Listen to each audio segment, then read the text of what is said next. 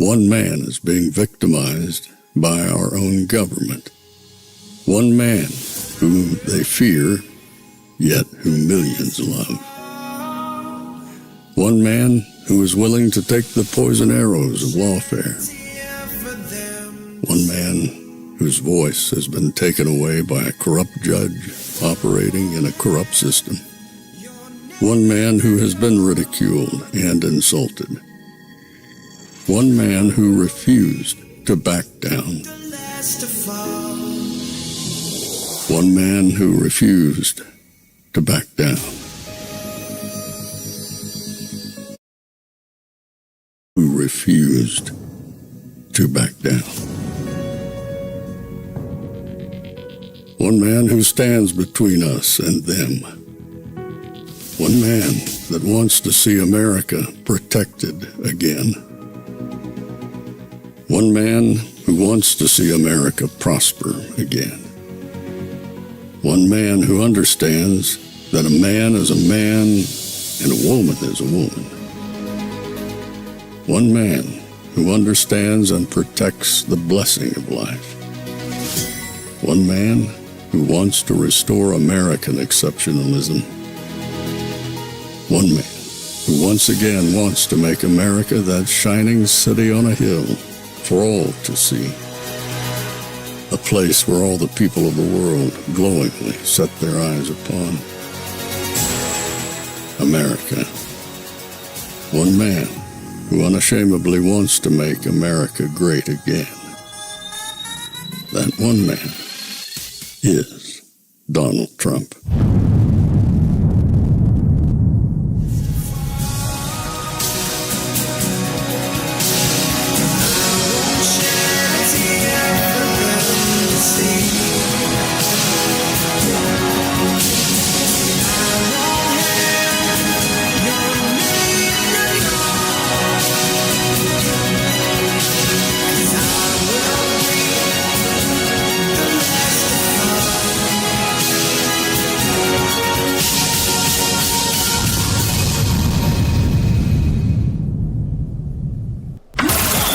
This is Fanfare with Barry Cunningham. Hey, long time no see. How y'all been? Good? Good here too. All right, so we've got a Trump press conference coming up at 4:30. It's about 4:05 right now. Never know when he's going to take the stage early. I wanted to get back in here and not even wait. First and foremost, I wanted to tell you, we're going to give away a hoodie tonight at 7 p.m. Actually, maybe a couple hoodies. Go ahead and go to fanfareshop.org to basically pick up a free hoodie. Might win. A couple people might win. In any event, here we are. So, first thing I want to do, I got to address something somebody said here. Somebody said, and I just want to put this up, it says, Barry, I emailed you and you blocked me. Why? I have no idea what you're talking about. I don't block anybody. Unless you say something like really nasty on Twitter, I don't block anybody. I may come back at you, but I ain't going to block you. And on email, I don't block anybody on email either. So, not sure what exactly you're referring to, Vermont, but it's not me. I did not block anybody. So in that regards, now that we have that out the way, let's go ahead and say, you're so funny, Barry. I don't block anybody. Vermont, you're right there. Now, what you may consider block, as you know, sometimes when we do these things, we do a slow mode where not every single thing comes up because it would be too much for people to see. It goes too fast. But it looks like Trump is going to be on time. They seem to be testing the cameras, and he's going to come out. So let's talk about what he's going to talk about today. Or rather, let's try and guess what he's going to talk about today. There's so much news going on. Kamala completely imploding. We know that. Right now, as we talk, she's on television getting ready to hand Zelensky another giant check. Instead of, don't know why she's out, well, we do. She's out there instead of Dementia Joe, but she's the one talking about how we got to save democracy and we got to fight Putin, and we got to stop the big guy from Russia, and blah, blah, blah, blah. And they're giving Zelensky a whole bunch more money. It seems like they're accelerating the amount of money that they're just shipping over there really fast before November. You can thank Mike Johnson for that. Mike Johnson, thank you very much for being a friggin' sellout. We all knew it was coming. Every single one of us knew that you were going to sell us out. I told everybody, oh, they're going to put the SAVE Act in, and we're going to make sure we stand strong, and we won't cave. I talked earlier about seeing a movie before. Yeah, you saw that movie before. And it's a big talk, and it's a big deal. And then at the last minute, yeah, we caved. Yeah, we caved. We let them have what they wanted. Beta males. We got too many beta males in government just bending over backwards and giving the Democrats anything they want. They want to go ahead and ship money over there. Yeah, go ahead. Just send all the taxpayer dollars over there. Meanwhile, you got newcomers running the street. Meanwhile, you've got people hungry, not knowing what's happening. Meanwhile, you got the mayor of New York being under indictment for something he's been doing ongoing for 10 years. Meanwhile, you got FBI agents just telling everybody, get ready, poop's about to hit the fan. Thank you, Mike Johnson. Thank you very much. Thank you, Congress, for showing us that you really don't give a crap about any of us. So Trump has that to talk about. He has Kamala to talk about. Today in Congress, they had a big, giant hearing on what happened in Butler and what happened in West Palm and what are the Secret Service doing. They can have all these big things all they want. The bottom line is until somebody says they did it, they messed up, and it wasn't by accident. This man has got threats out the wazoo. People are trying to kill him, and we're still trying to figure out what you did a couple months ago. At this point, it's obvious. You don't know what you're doing. You don't want it to happen. You're trying to facilitate it happening. Pick your choice. And then, of course, what happened in New York today with Eric Adams, and if they go ahead and they name this socialist guy as mayor. I don't know where he's going. There's so many different things he can talk about.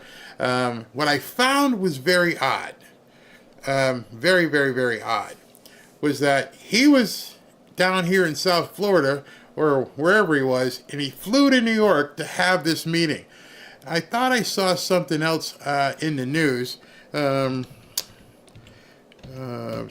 let me just see what this was. Something popped up, and he went to a court hearing where he asked it just ended. Let me see if I can bring this up so you guys can see this. He asked the appeals court to basically throw out the judgment against him. Now, probably not going to do that. Let's just go ahead and call it. They're not going to throw out the judgment against Trump. Trump lawyers asked appeals court to toss $489 million civil fraud ruling. More than likely, they're not going to do that. We pretty much know they don't care. It says lawyers for former President Donald Trump and his company told an appeals court that it should throw out the judge's ruling that Trump must fork over hundreds of millions of dollars, get rid of that ad, in profit obtained through fraud plus millions more in interest. No fraud was ever proven, but anyway, at least two of the justices from the 5-justice panel from the Appellate Division, 1st Judicial Department, the state's second highest court, seemed skeptical about the enormity of the judgment handed down in the case, which is ballooned to $489 million. One of the justices called the immense amount troubling. An attorney for New York State countered that the figure accurately represents the size of Trump's profits from fraud.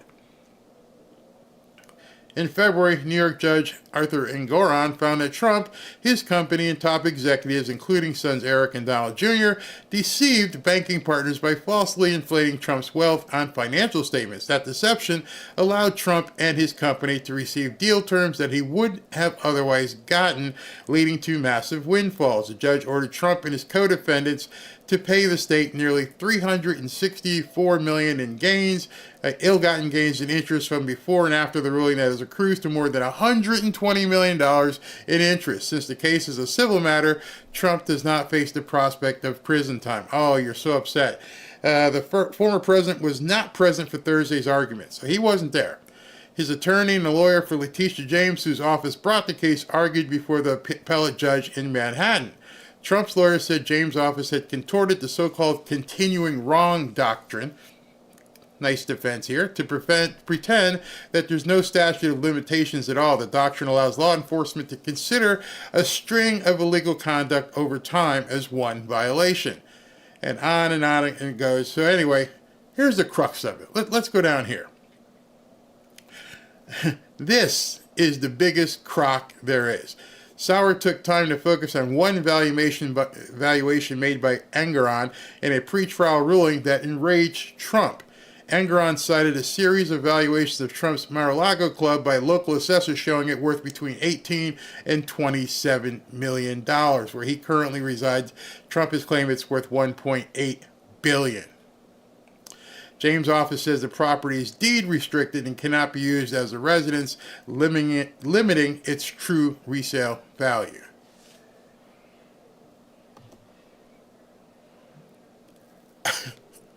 That is a complete crock of large pile of warm, steamy horse manure.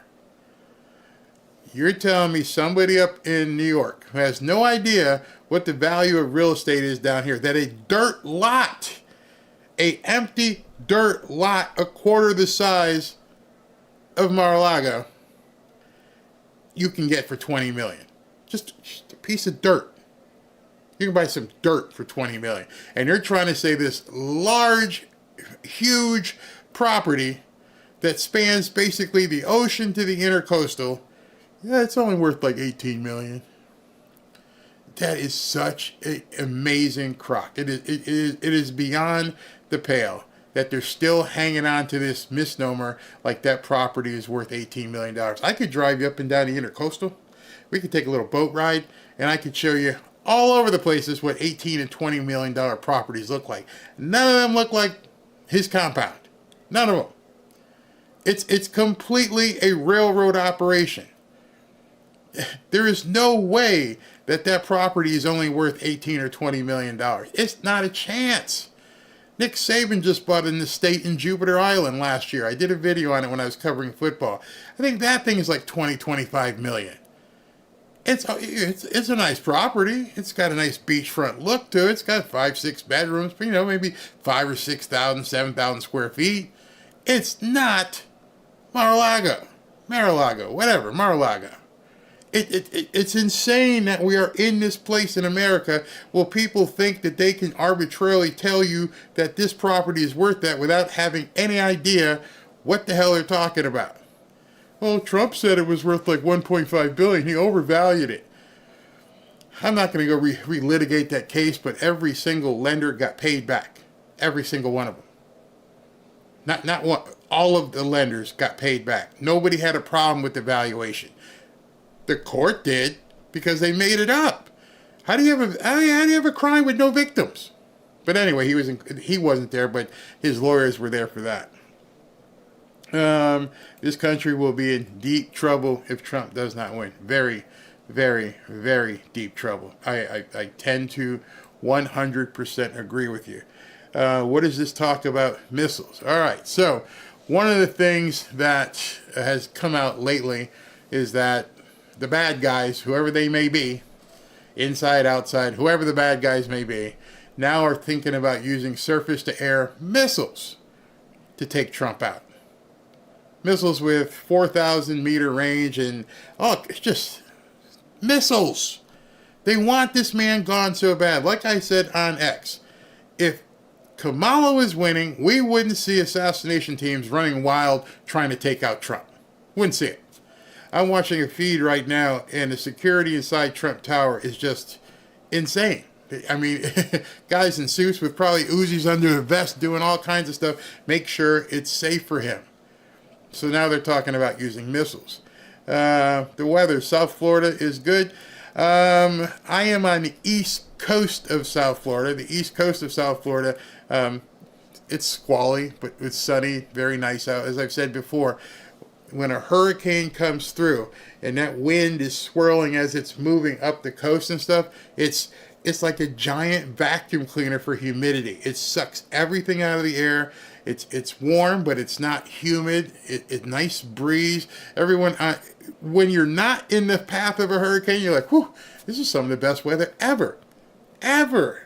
And then you feel bad for the people who are facing a Cat 5 up the coast there. But yeah, outside the realm, outside that cone, it's fantastic weather. That valuation would be a lot different if it was for unrealized tax. Exactly. You can't have it both ways, Kamala. In fact, you should probably tell these people to drop the case.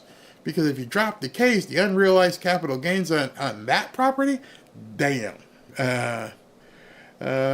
Somebody, Mr. Wright, you're right. Trump should go into hiding. Yeah, it's crazy. How are you guys doing with the Hurricane Helene? We're doing fine. It's fine over here. Pray for the people on the east side of the state. I mean, the west side of the state.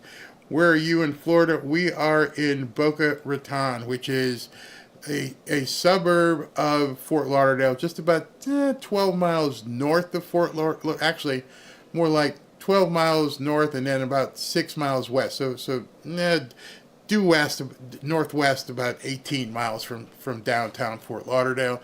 Another point of interest, let's see, we're about 15 miles south of West Palm Beach. So we're right here in the thick of things. We can see the jet when it comes by and everything. We know where it gets parked. My daughter and 3 daughters live in Tallahassee. Ooh. Yeah, pray for them. Hopefully they got out. Hopefully they just got out of there. Georgia getting bad rains already. Yeah, it's going to come up that way. Barry, football, we need you. No, you don't need me. I told y'all. I told you what was going to come. I told you the Dolphins were going to suck. Oh, hey, Flyboy, I'm from Delray. You know what we should do? I should put this up next. We should do a bar takeover someplace. I would love to do this. Everyone who's in South Florida within the sound of my voice, we should do just like a get-together at one of the places, some pub or restaurant, and just get together and have a few drinks and have some food. On me, I pay for it all. Just come on down. I wonder how many people would be interested in it. How many people would show up if we said, you know what, next Saturday night, assuming Trump doesn't have a rally, we're all going to get together and basically take over someplace and have a good time. I know a couple good places that we could probably go to. Yeah, the Yard House. I would love to go to Yard House down in Meisner. Meisner is a big entertainment district in Boca, but it's got a nice, especially this time of year, as it's getting cooler, has a nice outdoor patio. We could all just hang out down there. I'm going to make that happen. I'm going to have a bar takeover, bar restaurant for those who don't want to imbibe. You can eat. We'll get some food, we'll get some drinks, and get together. Ashley, go ahead. If you're watching, go ahead and let's make that happen. I live too far away. Yeah, I wish you were here. I wish you were here. Frank Mendez. Yeah. Oh wow, there's some people in this area. Let's do it, man. I would love that if when we were down on vacation. Yeah. All right. We're gonna plan it. We're gonna do a bar takeover, and we'll just have everybody who's local come on down. And then you know what we'll do? I'll get one of the sponsors I used to work with, maybe Buffalo Wild Wings, and we'll give out gift certificates for people in other areas, and we'll do like a Zoom toast or something. I don't drink, so mine would have to be like Diet Coke or something. But I'll eat some wings. I'll eat some wings with you. That's for sure. Sign me up. You want to come down? Wow. Okay. Sounds good. No, do it on election night. No, I got something special planned for election night. Oh, that's gonna be fun. I hope it's fun. I really hope it's fun. Who's texting me? No, he's not on yet. I'm ready. We're waiting for him to show up. Let me just make sure. What was that? Okay. Yeah, that would be fun. I live in Pennsylvania. Louisiana man is jealous. I live in Delray too. Wow, you guys are close, man. This would be funny. Oh, somebody said the elbow room. So you want to go hang out with the hardcores. Ooh, man, you want to go down there and hang out in the hardcore. I don't know if you guys are familiar with the Elbow Room. It sits right on the corner of Las Olas and A1A. It's a staple here in South Florida. Everybody knows where the Elbow Room. Matter of fact, tell you how long the Elbow Room has been here. I went to the Elbow Room when I was a spring breaker in high school. Even before I got to college, we all just got in the car, came down to Fort Lauderdale. Who didn't back in the day? And we all came down. So we're talking Wow. Just since I've been of age to do crazy stuff, I mean, we're talking 40 years. Yeah, 40 years, the Elbow Room. If you guys don't know about it, look it up. I think they filmed a movie there with Frankie Avalon and Annette Funicello. Yeah, absolutely. Hey, Parker, thank you for tuning in. So we're waiting for him to show up, just shooting the breeze. From Lauderhill, now in South Carolina. What part of South Carolina are you in? I met my wife in Murrells Inlet. I lived in Miami as a child. The parents had a restaurant there. Oh, awesome. Do a tour. Go to Phoenix. I've never been to Phoenix. My wife's sister does live in Las Vegas, which we may go ahead and take a trip there. Cape Coral. Yep, my mom owns property there. Absolutely, that's been fun. Go Dogs, Georgia. You're Georgia. Used to bartend at Club Boca back in the 90s. I didn't live here then. I don't even know where that would have been. Anthony Earhart. Wait a minute. Anthony, do you have a sister named Ainsley? Is that your sister? I know she's from South Carolina. Another person from Delray Beach. Wow. Wow. Very, very cool. Michelle S. from Bama.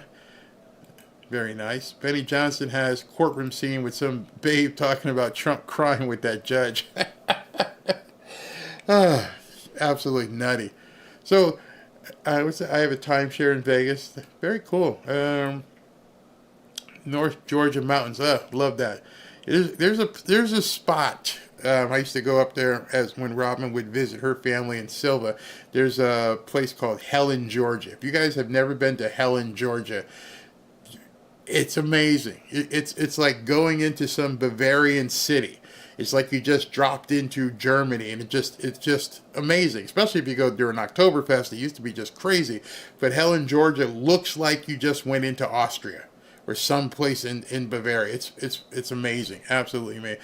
Clearmont, Florida, outside of Orlando. I got you. My license plate says Generate Joy, and I'm in California. This is so funny. I love Murrells Inlet and Litchfield. Yep. Creek Rats. Creek Rats has some of the best food. Yes, absolutely.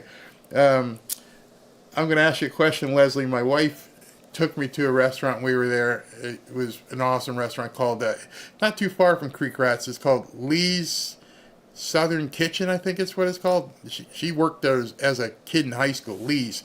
That was a great place as well.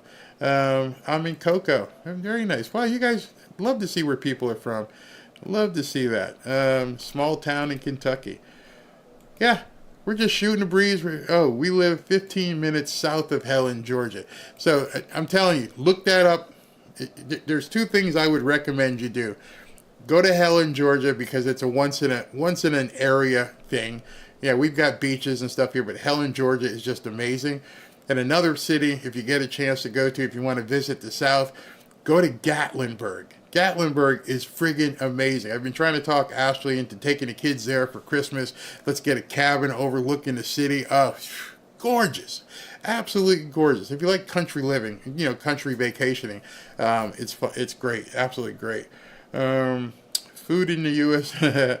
Lakeland. Yep, I know where Lakeland is. St. Louis, Missouri. Yeah, you guys are starting to get cold up there, right? I'm looking. I don't know what Benny would be showing, but he's not speaking live on anything I have right now. Let me just make sure I'm not missing anything. I got two different browsers. Nope, I don't know what Benny's showing, but he's not showing him live. I've got two different live feeds working, and he's not live yet. In fact, I can see the podium and I can see what they're saying, and has not walked out yet. Gatlinburg is an amazing place. If you've been there, it's absolutely. Benny shows like past shows as well, so maybe his intro he may be showing something, but we're looking live right now at two different feeds. I always have a backup feed just to make sure. Excuse me. San Diego, beautiful place, beautiful down there too. Helen, Georgia, beautiful for Christmas. Yeah, if you haven't been there, I would definitely go to it.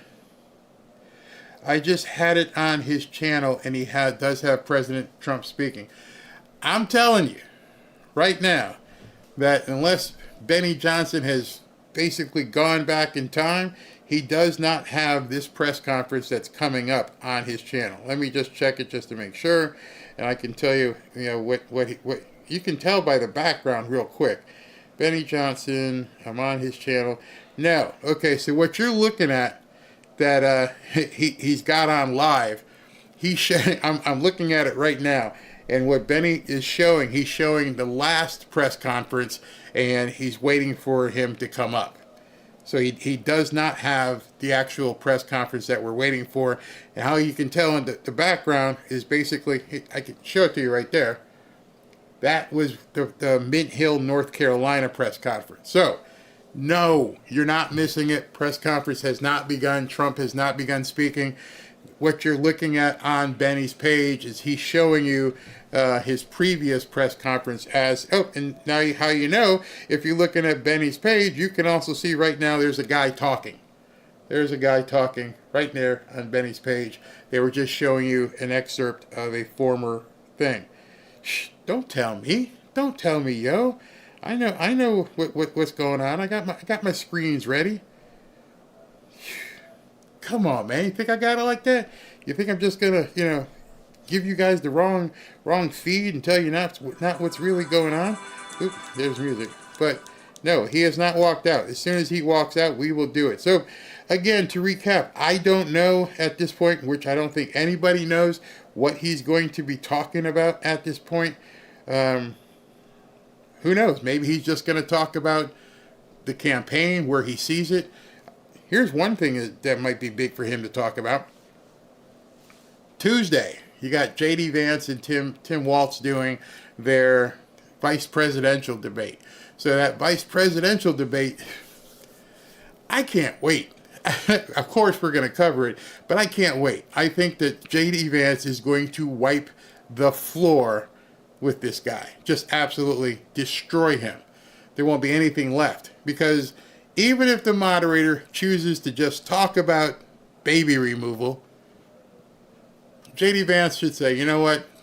I don't even know why we're discussing this. How about we just give you baby removal, okay? We'll just put it in your go ahead and take the point. Can we go on to the other things that people actually care about? Okay, let's talk about the economy. Let's talk about immigration. Let's talk about gas and food and everything else, and pricing. Don't take up 90 minutes talking about friggin' baby removal, and don't take up 90 minutes talking about climate change. I would almost think that's what the CBS host is going to do. She is trying to steer it, and she's going to try and steer it to those things that Tim Walz can actually spew on.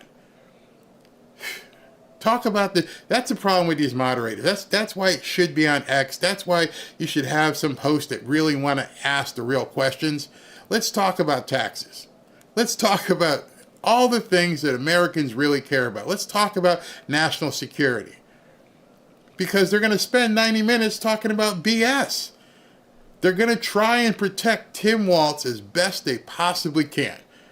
The guy can't stand toe-to-toe. What's he going to say about his stolen valor? You're going to thank J.D. Vance for his service while you're trying to pretend like you served? It's a train wreck. An absolute train wreck. Now, understand the vice presidents aren't really important in the grand scheme of things, except for the fact in this instance, I believe the vice presidents are extremely strong. I mean, in terms of material to the race. I believe that you need to see who's going to be working with Kamala. Why is it important, you may ask? Well, if more people would have paid attention to Dementia Joe picking Kamala, we wouldn't be in the place we're in right now. Well, actually, we should be happy we're in the place right now. She can't put a sentence together. But you get what I'm saying. We need to start vetting the vice president a little bit stronger. This woman is horrible. Tampon Tim. What's he going to talk about? What is he going to talk about? Trump is speaking now. I don't know what channels you're watching. Listen to me. Trump is not speaking right now. He's not. Okay? I don't know where you are, don't know what you're looking at, but if you see Trump speaking, that merely means that somebody is running a past speech before this speech. How do you know it? If you look at wherever you're looking and you think Trump is speaking, unless it's got a gold wall behind him, because he's in Trump Tower, he's not in a factory someplace. Come on, people. Let me just go ahead and make sure. But I'm looking on all the different channels. He is not talking as of right now. It's not happening. All right, just forget about it. Really, people, chill. You don't know the difference between between a film versus him actually talking. See, most people won't talk to you and interact, and if you don't want to hear it, then yeah, you can go watch an old speech. Want me to play it? Want me to play an old speech? Because I can turn one on. That's not where he is. He's in New York, in Trump Tower, and if you don't see gold buildings behind him, like a gold elevator shaft and everything else, then exactly, you look for the gold. That gold will tell you he's in New York City. Oh, I hope so. I hope a huge red wave is coming from. That would be nice. That would be nice. Yeah, no, Trump is not speaking yet. Show them what you see, Barry. Well, one, I see a waiting sign, and the other, I have to make sure. Let me just show you. I pulled in RSBN, and you can see there's the podium right there in front of you, and there's the gold wall. So no, he has not begun speaking yet. And then my other feed that I pull in is just still a coming soon thing. So there's nothing really to see. So that's where he is. Discipline time. He will get to speak. Yes, he will, and we're going to cover it. You won't miss a single word. I promise. God willing, that the hurricane doesn't turn around and come here real quick. Yes, the show on Benny Johnson's page was the replay from yesterday. In fact, just so you know, it's 4:32 right now. He was scheduled to come out at 4:30. Unlike a rally, I expect him to be actually prompt because you've got reporters and stuff waiting, so he should probably be walking out any minute. And as soon as he does, no, he is not speaking yet. He is not speaking. You will see him walk up to the counter. I mean, to the microphone. Thank you, Irene. Fox is carrying it, and it's not on yet. Nope, not on. Not on. Hasn't happened. Nothing going on yet. Barry, if there are missile threats, are there missile security in place? I don't know what his jet is equipped with. I mean, we all know that Air Force One, the actual Air Force One, probably has countermeasures available, different things they can do to evade missiles. I don't know what his jet has on him. I know he's got a really good pilot, a guy that is amazing, but I don't know if he's got countermeasures or different things. See, also Air Force One also flies with F-16s and has escorts. So if something were to head towards, Air Force One, those guys would know what to do. He doesn't have that. He doesn't have those what do you call it? Escorts going with him. Barry's not. Baby, they're effing with me. Cackles fan with nothing better to do. Maybe, yeah. They're showing the flags and microphone and near the gold marble wall. Yep, that's all they're doing right now. He hasn't walked out. Nobody is going to let the thing go past. So why is it an emergency presser? It's an emergency presser because normally you call these things in advance and you let people know so they can have the reporters there ready to go. Sometimes they will release the remarks that they're going to be speaking in advance so that they know what the subject of the press conference is about. He called this press conference, I saw it just before I went on at 2, so he called this press conference at 1-ish, maybe a little bit earlier, which is, hey, listen, I'm going to be in Trump Tower. I'm going to be talking. If you want to show up, show up. So everybody's waiting for that. November 5th, Lady Outside of Trump Tower Part 2. What's that mean? I would be great if Top Gun escorting him while he's flying. Yeah, it would be. So as of right now, no, he has not walked out yet. What do we have here? To play, to pray, to protect. Hey, did you guys see, I may show this tonight as well. Have you seen the interview that Melania did? I mean, this woman, we all see Trump, we see Don, we see Eric, we see Laura. Not many people are seeing what Melania has to say. She did a really, really good interview this morning. And I was telling Robin at breakfast, we're having breakfast, and I'm like, you look in her face, and you realize every single time you kiss your husband goodbye, when he walks out the door, you have to sit and wonder, just like a cop, is he coming home tonight? My husband, the father of my son, and you got people out there trying to take shots at him. And she said something very interesting. I'll play it tonight. And she said, why are these people trying to continue to dehumanize my husband? He's still a man, a husband, a father, a grandfather. And you're making him out to be, Lex Luthor. Something that he's not. That you're trying to put him in a position where he's a Dr. Evil or something, when he's just a man. And I thought to myself, that was just so nice of her to say. And I had to have so much empathy that Melania, not a lot of, no one in the news ever talks about what she's going through.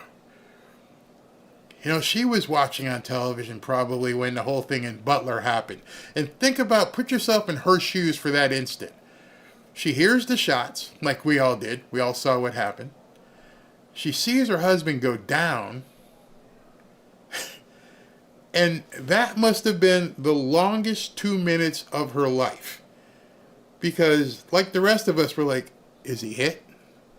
And we're like, oh my God, he got shot. Is he hit? If you're her, you're like, oh my God, is he dead?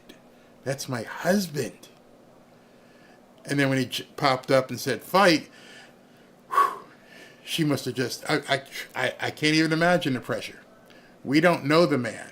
This is her husband. How do you think she felt? So I'm seeing, looks like some aides are playing with the microphone and doing some placement or whatever. So it looks like we may be soon. If they hurt Trump, they will have a war on their hands. Yeah, I don't think they care. I really don't think they care. It was for me, I can't imagine how she felt. No. Just think if it was your husband or wife, daughter, son, and you're watching them on TV, and you're like, oh my God, somebody just tried to shoot them. And all you see at that point is him disappear. He gets tackled. None of us knew. We're like, and then when he got up and we saw blood, we're like, oh no, how bad is it? Oh no. Oh. And, luckily it was just the ear. But at that point, the visuals alone would have had me screaming in the house. And of course, whatever secret number she has, she's dialing it all, and she can't get through. They would have cut all communications until they got him to a safe location. Nope. And I'm sure he's in a limo going, I gotta call her. I gotta let my family know I'm okay. And they're like, no, sir, you can't. Nobody can trace your calls. We can't let anybody know where you are. Man. Yeah, they don't care. They don't care at all. It could be absolutely. Somebody says I have Trump's page on Rumble. Still nothing. Nope, nothing. I'm telling you, it ain't here. I hope. Would that be funny? I don't think it would happen.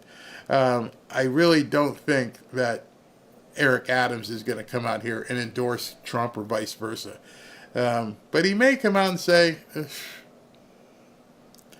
they're coming after him too. He may bring it up. Let's see, it chokes me up. It's heartbreaking. Yeah, it's very, very, very, very heartbreaking.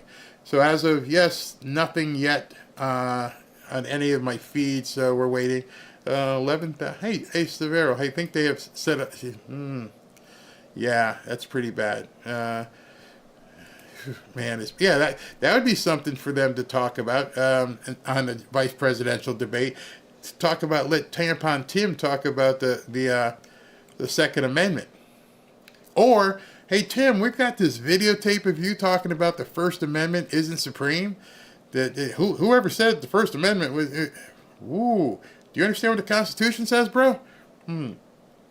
11,000, hey, 7,000 viewers, 3 likes. Thank you very much. Thank you very much. I want to come. I live in Clearwater. All right, well, I'll make it happen. Barry, whatever happened to the ABC whistleblower?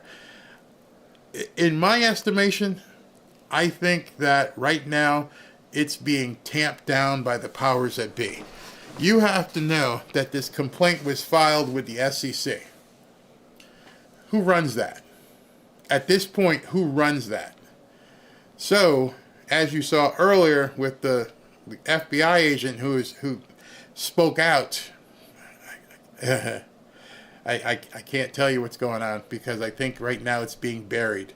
Tampon Tim will be left bloodied. Yeah, I'm pretty sure. Someone needs to go to jail. Yeah, absolutely. Barry, I live in South Carolina. Both Wisconsin and Pennsylvania Democrat groups are reaching out for me to vote absent in their elections. This is potential for huge election interference if other individuals are contacted. I'm sure they're trying it. 95% of what the government does is unconstitutional. So, looks like we have some movement. Yes, here he comes. All right, so let's clear this and get ready to bring it. Here we go. Well, thank you very much for being here. You can hear me. Thank you very much, everybody. For nearly 4 years, we have been living through the worst border crisis in the history of the world. There's never been anything like it, which has brought untold suffering, misery, and death upon our land. The architect of this destruction is Kamala Harris. When you look at the 4 years that have taken place after being named border czar, Kamala Harris will be visiting the southern border that she has completely destroyed, from what I understand, tomorrow. Why would she go to the border now, playing right into the hand of her opponent? I mean, is the volume okay? Let me know how the volume is. There can be no justification for what she's done. There's nobody saying, oh, gee, she's done a fabulous job. She's done the worst job probably in the history of any border, not just our border. She keeps talking about how she supposedly wants to fix the border. We would merely ask, why didn't she do it 4 years ago? It's a very simple question. I can say this with everything she has. She talks about borders and taxes and all these different things. Didn't she fix it almost 4 years ago? Didn't she fix it almost 4 years ago? She's got no plans, got no talent, got no ability to do it. I'm here today to present you with the Not this crap. facts and only the facts about how Comrade To virtually destroy I've got different thing country. here. Our country's never been under siege like this.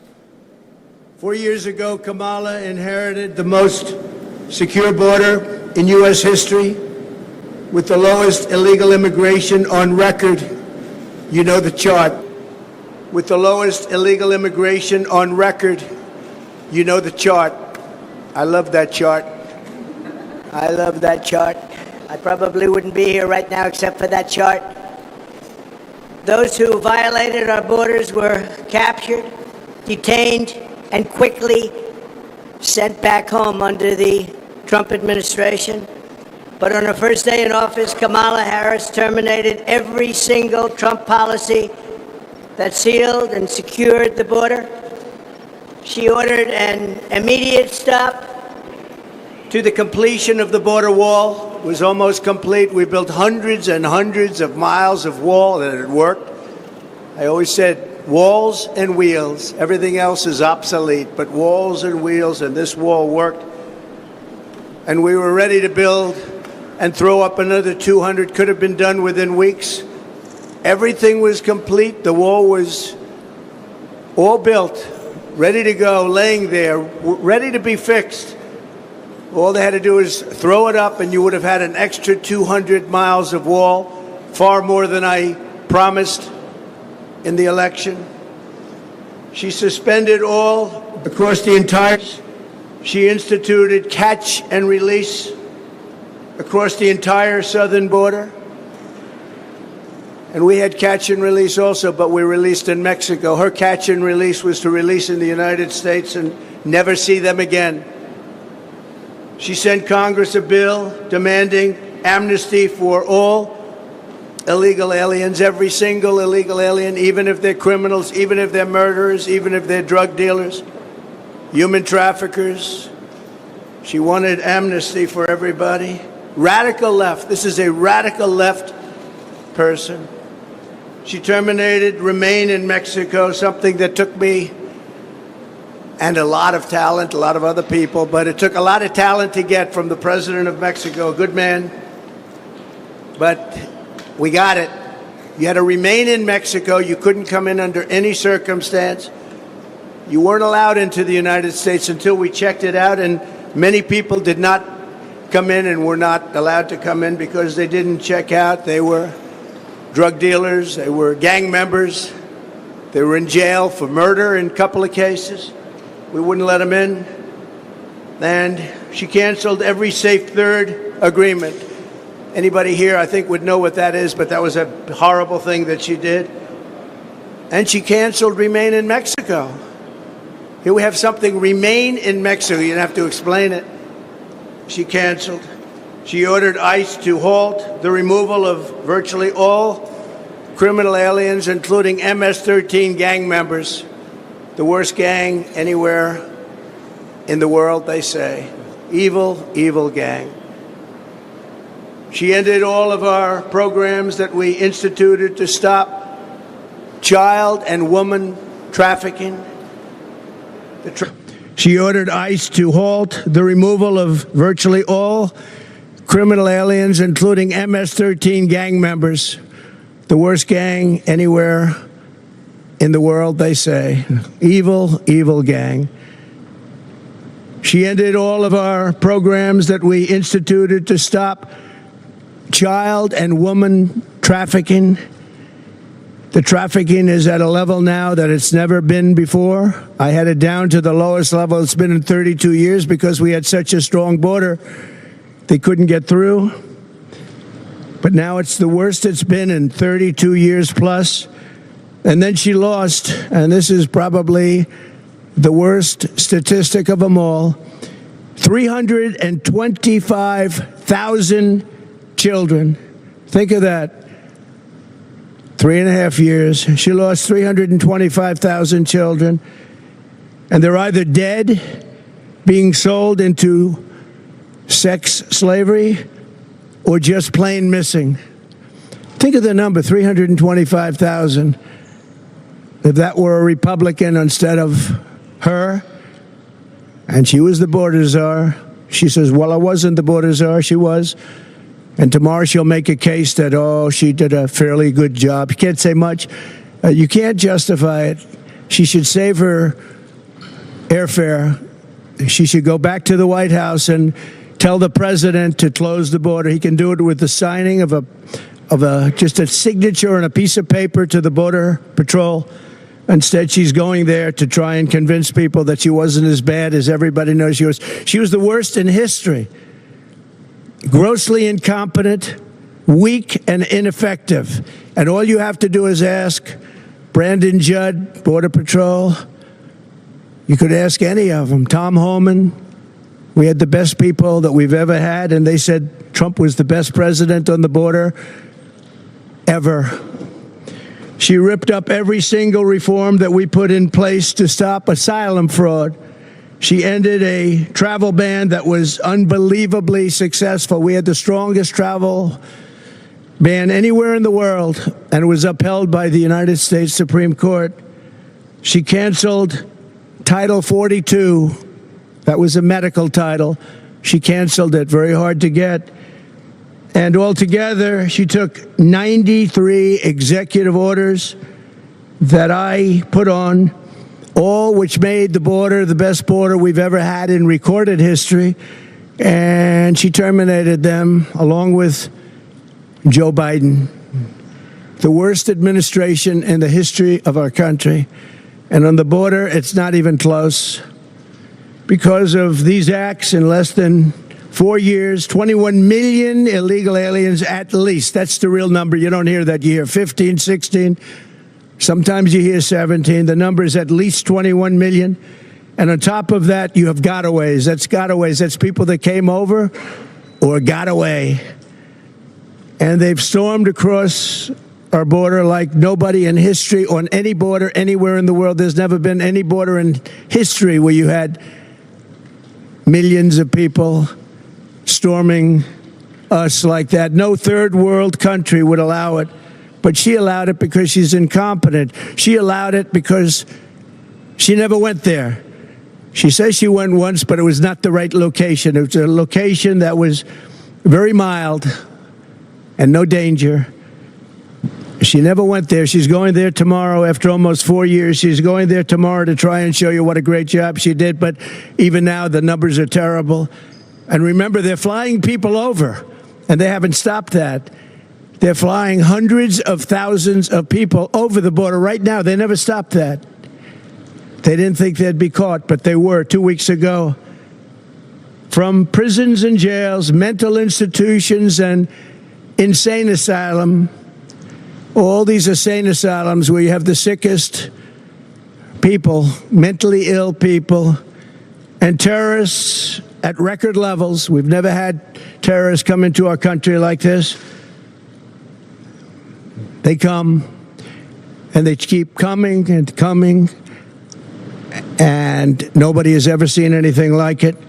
People that go to the border, they look professionals, and they said there's never been anything like this in the history of the world, and they are destroying the fabric of our country.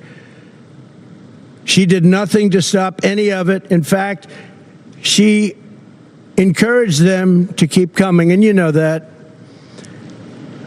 For years she did. Only recently did she say, oh, well, we're going to try and put a stop to it. And I ask again, this should be the why didn't she do it speech. Why didn't she do it? All of these things, including unrelated elements to what we're talking about now, like taxes, like military, like so many other things. Why didn't she do it? She's got plans for the future. Why didn't she do it? She's been there almost 4 years. Kamala created a brand new program to fly in migrants from Venezuela, Haiti, and Nicaragua and resettle them in American communities, including small towns all across our nation, but in particular in Pennsylvania, Ohio, Wisconsin, and North Carolina. Nobody can believe it. These towns have been destroyed, and the mayors of the towns and the governors of the states can't talk about it because they're embarrassed that they allowed it to happen. In addition, through her phone app, something totally new now, it's a phone app for migrants, where migrants call in, highly sophisticated migrants. She's allowed virtually unlimited numbers of illegals to press a button, schedule their illegal immigration appointment at our ports of entry, and show up to be released into the interior of our country. Can anybody believe this? And they're invading our towns. It's an invasion of our country like no country has ever had to suffer before. And this was purposeful. They did this on purpose. This was not a mistake on their part. They did this on purpose because their policies are so wrong and so evil and so unfair. And there's only 3 reasons they want to do that. Number one, they're incompetent. And I'm not sure that that's the reason. Number 2, they want it for the votes. And number three, you know what that one is. We don't have to talk about that one. But there can only be a very few reasons, because they're destroying our country at a level that's never been seen before. Importantly, as part of this con job, it's a con job. None of the illegal aliens she is smuggling in through the ports or on the airplanes. Think of it.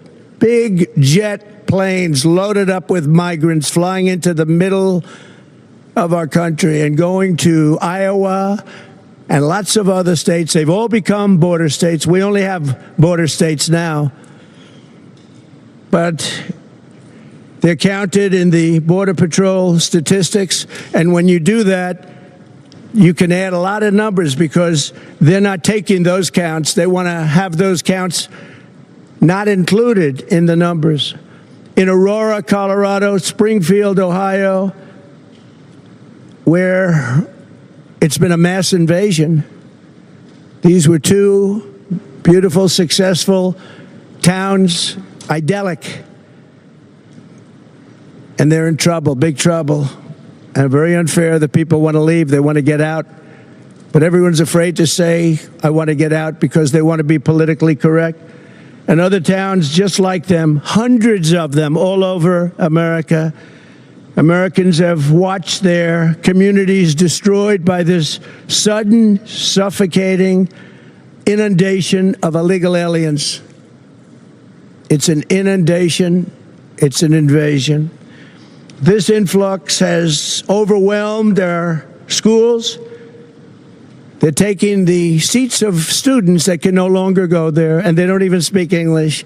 They're trying to fire a lot of people and hire interpreters. Can you believe that? They want to get rid of some people. They want to hire. Springfield is looking, the mayor said it the other day, looking for interpreters, because nobody in all of the 32,000 people that took into the town, think of this, you have a town of 50,000 people, and almost instantly you have 32,000 people, in this case from Haiti. Most of them don't speak English, so they're looking for interpreters. You have to get them out. We have to save our country. You have to save these towns. They flooded the job market with low-wage migrants, but many cases migrants that also have horrible criminal records, murder, drug dealing, so many different things, a lot of human traffickers, and it's mostly human traffickers in women. Last month, American-born workers lost 1.3 million jobs. This is last month. You know, when they lowered the interest rates, they weren't doing it necessarily just for political. Our economy is terrible, especially when you add inflation into it. Inflation has destroyed our middle class. It's destroyed our senior citizens. And all of these people coming in are horrible for the black population and the Hispanic population. They're taking the jobs of the black population at levels that they've never seen before.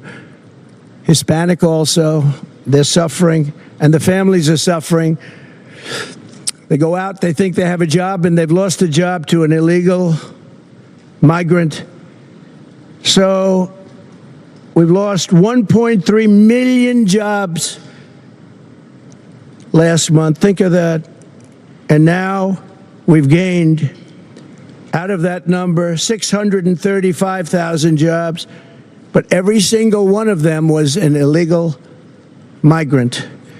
They've also, as you know, and you've heard me talk about it, just happened very recently, we found out, 818,000 jobs were fraud.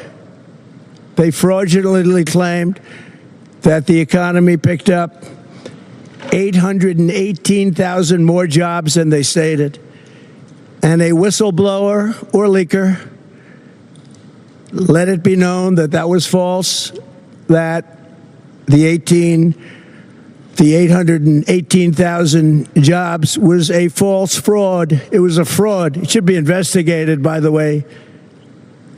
But Biden knew about it, and Kamala knew about it. And they were going to release the real figures right after the election. But by putting 818,000 phony, fake, disgusting jobs that don't exist, by putting them on the rolls, it made them look much better a short while ago. But they didn't quite make it to past election day. So to that whistleblower or leaker, I want to, on behalf of the American public, thank you very much.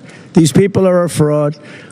Just like nobody talks about it, but Kamala never had a job at McDonald's. Her resume talks about McDonald's, McDonald's, McDonald's. When I worked at the French fry counter, it was so tough, so hot. She didn't work there. She never worked at McDonald's. It was a lie. Most heartbreaking of all is Kamala's migrant invasion has brought massive crime into our country at levels that nobody's ever seen before. We've never seen levels like this. And during the debate, I mentioned that, and David Muir, a real lightweight, whose ratings have gone way down, by the way, because he lost credibility. I had 1 against 3, but I think we did great. But David Muir of ABC, fake news, when I said that crime is way up in our country, he corrected me. He corrected me on so much, and it was right what I said. He didn't correct her one time, and what she said was wrong. Absolutely wrong. So many different, Charlottesville, she was wrong. All of the different things, almost everything she said, and she was never corrected. But he corrected me in crime. He said, no, crime has not gone up. I said, crime has gone up massively. He said, I'd like to state for the record that crime has not gone up. Now, you don't know this, but we had a deal with ABC that there will be no corrections of any kind. And they violated the deal. Why? Because they're bad people and they're fake news. So he did it many times to me during the debate. He violated the deal. That's the deal. Because you can take anything and try and make up stories with it. We had a deal where that wouldn't happen. You could do whatever you wanted as soon as the debate was over. But he did it in total violation of what our agreement was. And a lot of people standing right over there will tell you exactly what it was. We'll show you what it was. David Muir has lost all credibility. And the other person, I never heard of her. I never want to hear of her. She was terrible. I don't know how she ever got her job in the first place. But we have a country to save, and we can't have fake news like that. And his ratings deserve to go down. Here in New York City, an estimated 75% of arrests in Midtown Manhattan and over 60% of arrests in Queens are now illegal aliens. They've given you the fake stories that the illegals coming into the country are much better than our people. They don't commit crimes. These are some of the worst criminals anywhere in the world. And they don't just come from South America. They come from all over the world. The Congo in Africa, a lot of them coming from the Congo. The Middle East, Asia. They do come from South America, but not all. They're coming from all over the world, and they're emptying out their jails, and they're emptying out their mental institutions. The money they're saving is beyond belief. And what they're doing to our country. And if I were the president of one of those countries, I'd be doing the same thing. I'd say, let's empty out our jails into the United States. We're dumping ground for the rest of the world, and it's going to stop starting on January 20th. But the most important day in the history of our country is going to be November 5th, Election Day. 3 months ago in Queens, an illegal alien released into our country by Border Czar Harris approached 2 13-year-old children with a machete in broad daylight, forced them into the woods, tied them together by the wrists, and raped the young girl, hurt the girls very, very badly. They caught him because he put it on tape. He put it on film. They caught him. He thought it would be nice to have it on tape to show his friends. In June, 2 NYPD officers were shot at point-blank range by an illegal migrant from Venezuela By the way, the crime rate in Venezuela is down to the lowest level it's ever been that they know of, because they've taken their street gangs, they've taken their criminals off the streets, they've taken their drug dealers, and they've emptied their jails almost. They'll be emptied very soon, within the next 2 months. I guess they can't get enough buses. But they're bringing people at record levels to our country. These are criminals, and their crime rate is the lowest it's been ever that anybody can remember. Caracas has become a safe and wonderful city, unlike our cities that are getting worse and worse with this horrible invasion that Kamala, in particular, because I'm no fan of Biden. He's been a terrible president, doesn't know what he's doing, and he proved that during the debate. But you know what? He assigned her the job, and whether you call her a border czar or just say that she was put in charge of the border, doesn't make any difference. Same thing. She's done a horrible job, and she'll be out there tomorrow standing probably in front of the wall that I built, trying to say what a wonderful job she did, and the fake news will believe her because that's what they want to do. But she didn't, and I hope everybody out there understands that. The Border Patrol custody was incredible, and I have to say that Border Patrol has done an amazing job under the circumstances. And you heard Tom Homan many times say there was never anywhere near anybody as good as President Trump when it came to all of the things that we're talking about, the border, crime on the border. And he said there wasn't anybody even close as president. In Albany last May, an illegal alien who was caught and released by Kamala Harris stalked and raped a 15-year-old girl, driving up behind her, abducting her by force with a metal pipe, and raping her again and again, over and over, and hurting her very badly. In Indiana this June, a woman was kidnapped by 2 illegal aliens, brought to a house, held down and raped, and then forced into the back of a car while illegals drove around talking about how to kill her. Let's find out how to kill her. She threw herself out of the moving vehicle, was badly hurt, but escaped. And she said, they didn't mean to rape me, they meant to kill me. That was her statement. Earlier this year, an illegal migrant from Haiti granted entry by Kamala and her horrible policies, and in particular her phone app, which nobody can even believe exists. And the people that deal with the phone app are the cartel heads, if you can believe this. They're actually put there, I believe, for the heads of the cartels. And they call it and they tell you exactly where to illegally bring the people that they've, in many cases, abducted. The phone app, I hope the press looks into that. Brutally stabbed this woman to death.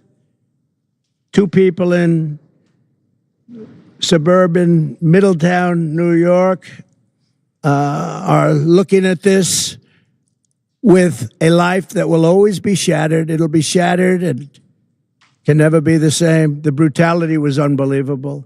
And despite all of this, Kamala Harris intends to stand before the American people tomorrow and lie. She's going to lie just like she did about her job at McDonald's, just like she did about the 818,000 jobs that they created that were fake jobs. They didn't exist. It's a fraud. And there's nothing nice about what I'm saying. Our country's in trouble. And we need people that know how to take care of our country and take care of our border. Without borders and without fair elections, we have no country. She wants to pretend that she had a secure border, but all you have to do is look at the numbers. The worst border anywhere, probably anywhere in the world. There's never been a border like this. A third world country would have used sticks and stones. Millions of people invade. But if that were true, and if she were going to announce tomorrow that she's going to do something about it, why hasn't she done it? And why didn't she do it almost 4 years ago. All of these things she could have done 4 years ago. You will hear Kamala claim that the reason the border is not secure is that Congress has refused to pass her atrocious border bill. It's the worst bill you've ever seen.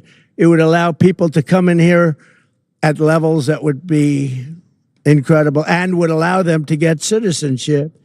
But it was not a border bill. It was an amnesty bill.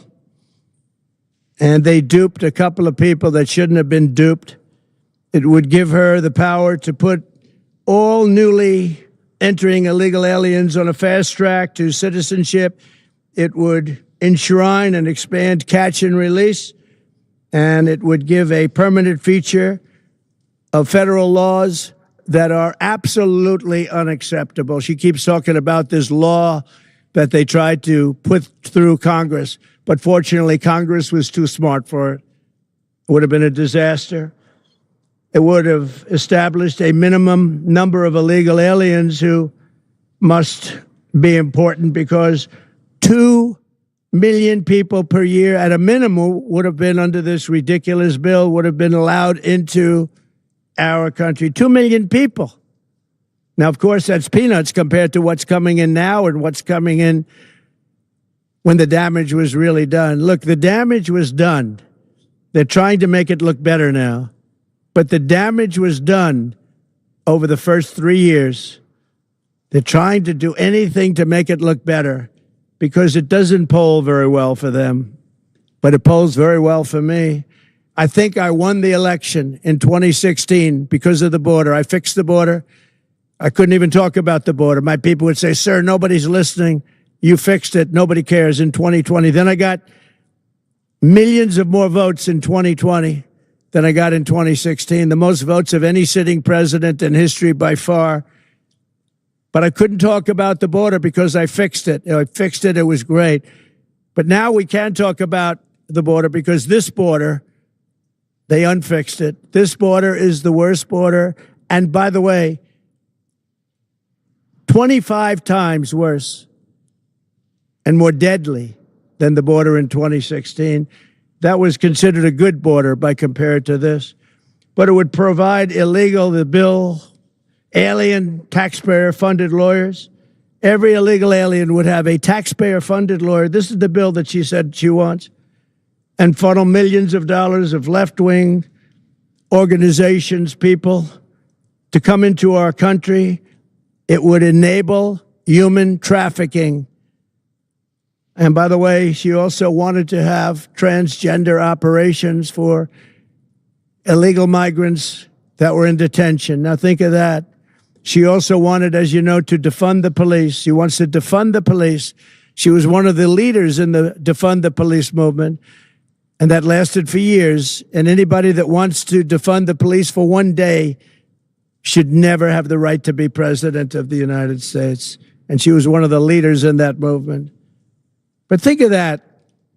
She wants to give sex change operations to people in detention that came in illegally and are classified as illegal migrants. If they want a sex change operation, she said, that's okay, we'll do that. The only way to secure our border is to fire radical border czar Kamala Harris this November. Look, we talk about the border. She's been just as bad on everything else. We have the worst inflation, I think, in the history of our country. They say 48 years, but that's pretty bad too. But I think the actual number of years is, I think it brings it out to the worst ever. Kamala Harris endorsed abolishing ICE. She is seen as a down with deportations opportunist, but people don't realize that the people of this country want deportations of those criminals. They want the murderers out. They want the drug dealers out. They want everybody out who's going to hurt them. They want to have a safe country. As I said, before being interrupted by lightweight anchor David Muir, crime is massively up in our country.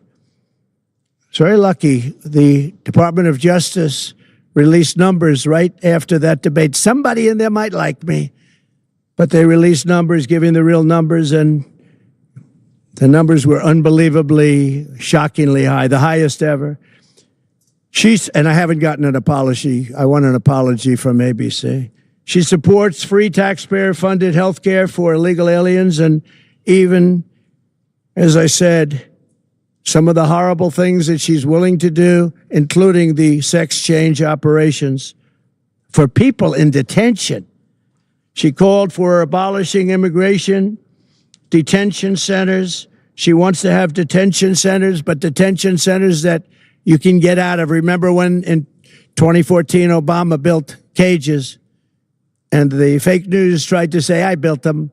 Fortunately, we had a great American that said, no, these were built during the Obama administration, and Biden knew about it, but I don't think Biden knows too much.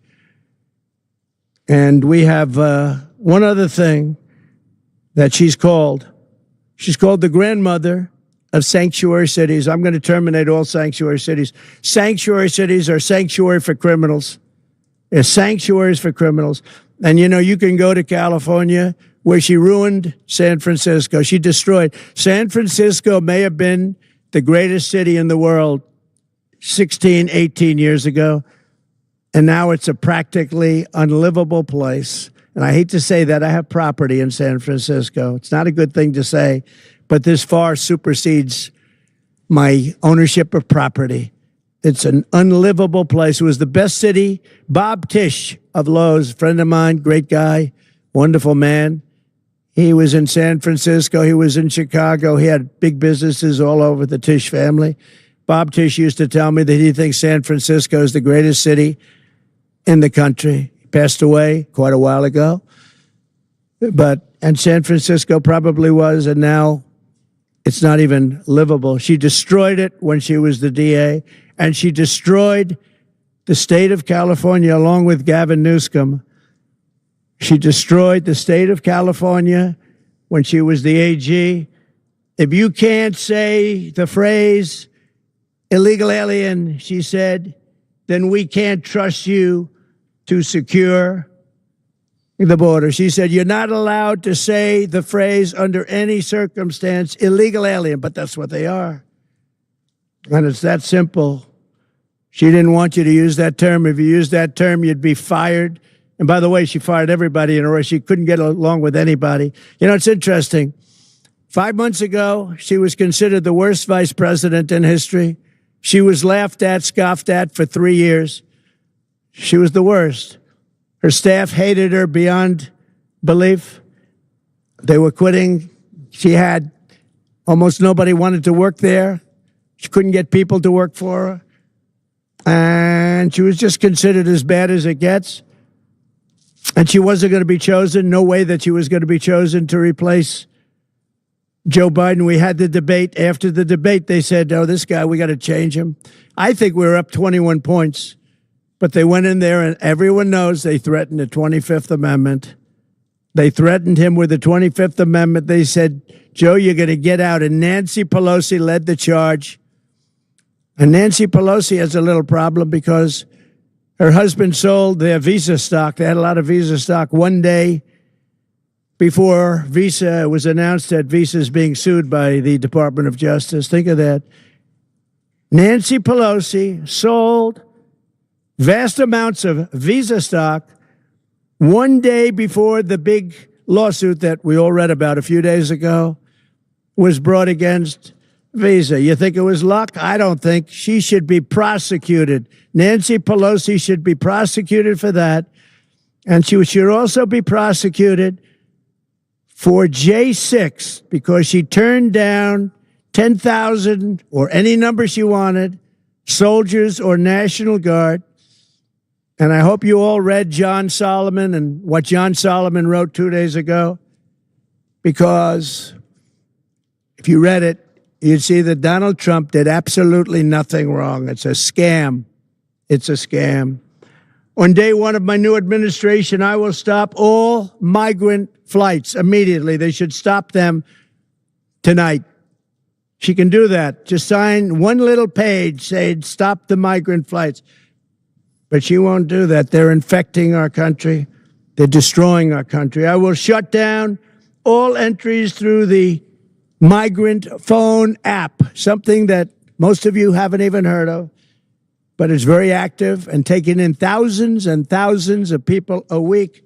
I will end catch and release, and I will remain in Mexico. I'm going to tell Mexico, thank you very much. You're putting it back right away. You're putting it back, and they will do it too when I tell them. I will bring back Title 42. I will send a federal law enforcement, large group of people, but a tough group of people to liberate Aurora, Colorado. The governor of Colorado is petrified of these gangs. These are Venezuelan gangs with equipment better than our military has, going in with guns. The governor of Colorado is a coward. He's afraid to do what you have to do. And every other town that has been taken over by the migrant gangs and criminal alien thugs. And I think I'll go to a couple of these towns over the next 2 weeks. You'll see for yourself what's happened to them. They've been literally destroyed.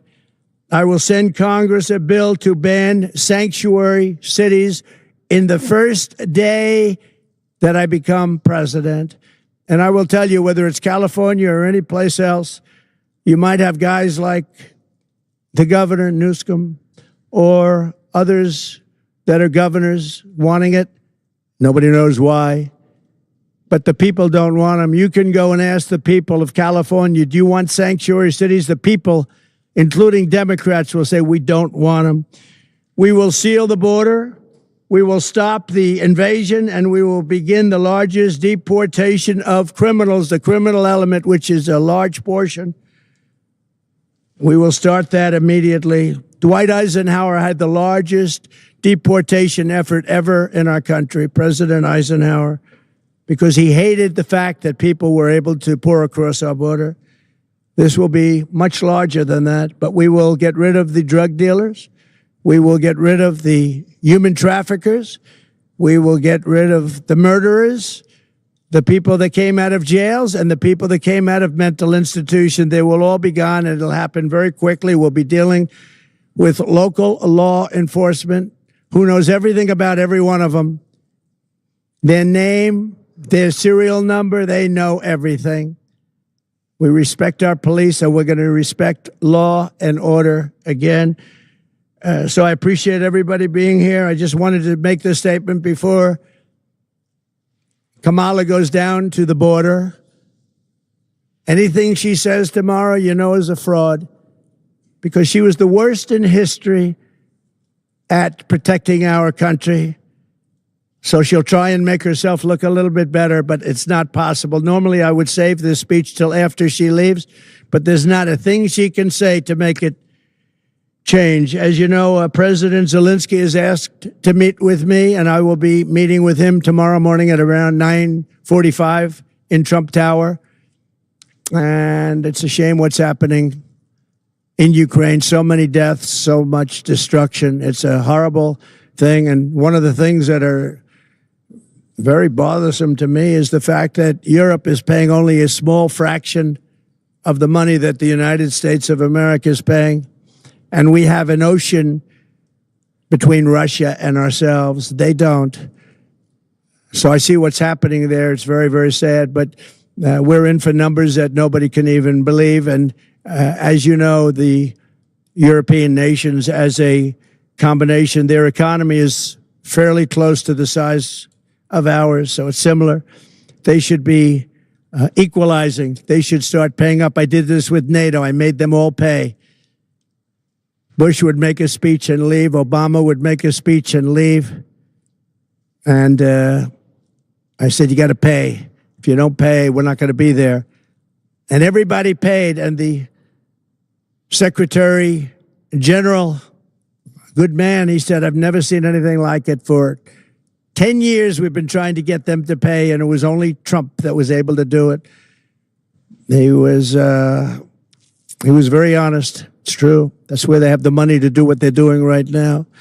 But they all paid, most of them anyway, hundreds of billions of dollars they paid, and they paid it fast. They said, sir, does that mean you won't protect us if we don't pay? I said, you mean you're delinquent? Yes, let's say we're delinquent. No, you won't be protected. The money came pouring in.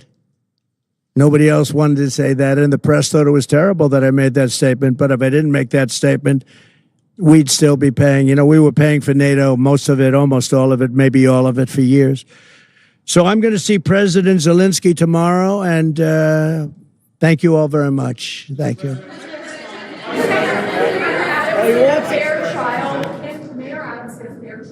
I don't know. I don't know. I don't know the mayor well, but he's been fairly generous to me in his statements for a while. I thought you had the worst mayor ever that we had prior to him. I will say this. I watched about a year ago when he talked about how the illegal migrants are hurting our city and the federal government should pay us and we shouldn't have to take them. And I said, you know what? He'll be indicted within a year. And I was exactly right, because that's what we have. We have people that use the Justice Department and the FBI at levels that have never been seen before. So I wish him luck. I don't know anything about what he did, but I told a lot of people right over there, that group was saying, you know, sir, you were right about that. When they mentioned that, I said, they came in and he was pretty strong about it. He said, this is really unfair to make us carry this burden. We shouldn't be doing this. This is New York City. I mean, your parks are loaded up. I just passed recently Madison Avenue, the Roosevelt Hotel. It's like nobody would recognize it. That's Midtown. But he came out very strongly against it. He was right, by the way, because it's ruining our country. He was honest. And I said, he will be indicted within a year. And that's what happened. And I noticed the indictment's very old. It goes back a long time. Well, I had the same thing. They went way before the statute of limitations. So I wish him well, but I said that he will be indicted because he did that. You take a look. That's what they do. These are dirty players. These are bad people. They cheat and they do anything necessary. These are bad people. And we need an honest Justice Department. We need an honest FBI, and we need it fast. Yeah. Meeting Keir Starmer, the UK Premier. Yes, he's coming tonight. What do you think of him? Some of his colleagues in government are quite critical of you. Well, I'm going to see him in about an hour, so I have to be nice, right? Yeah. But I actually think he's very nice. I think he ran a great race. He did very well. It's very early, but he's popular, and I'll be seeing him, and I'll send you regards. Who are you with? Who are you with? I'm with GB News in the UK. Okay, good. Would you rather Nigel Farage had a bigger role? Well, I think Nigel is great. I mean, I've known him for a long time. He had a great election, too. He picked up a lot of seats, more seats than he was allowed to have, actually. They acknowledge that he won, but for some reason you have a very strange system over there. You might win him, but you don't get him. Nigel is a fantastic person. Mr. President.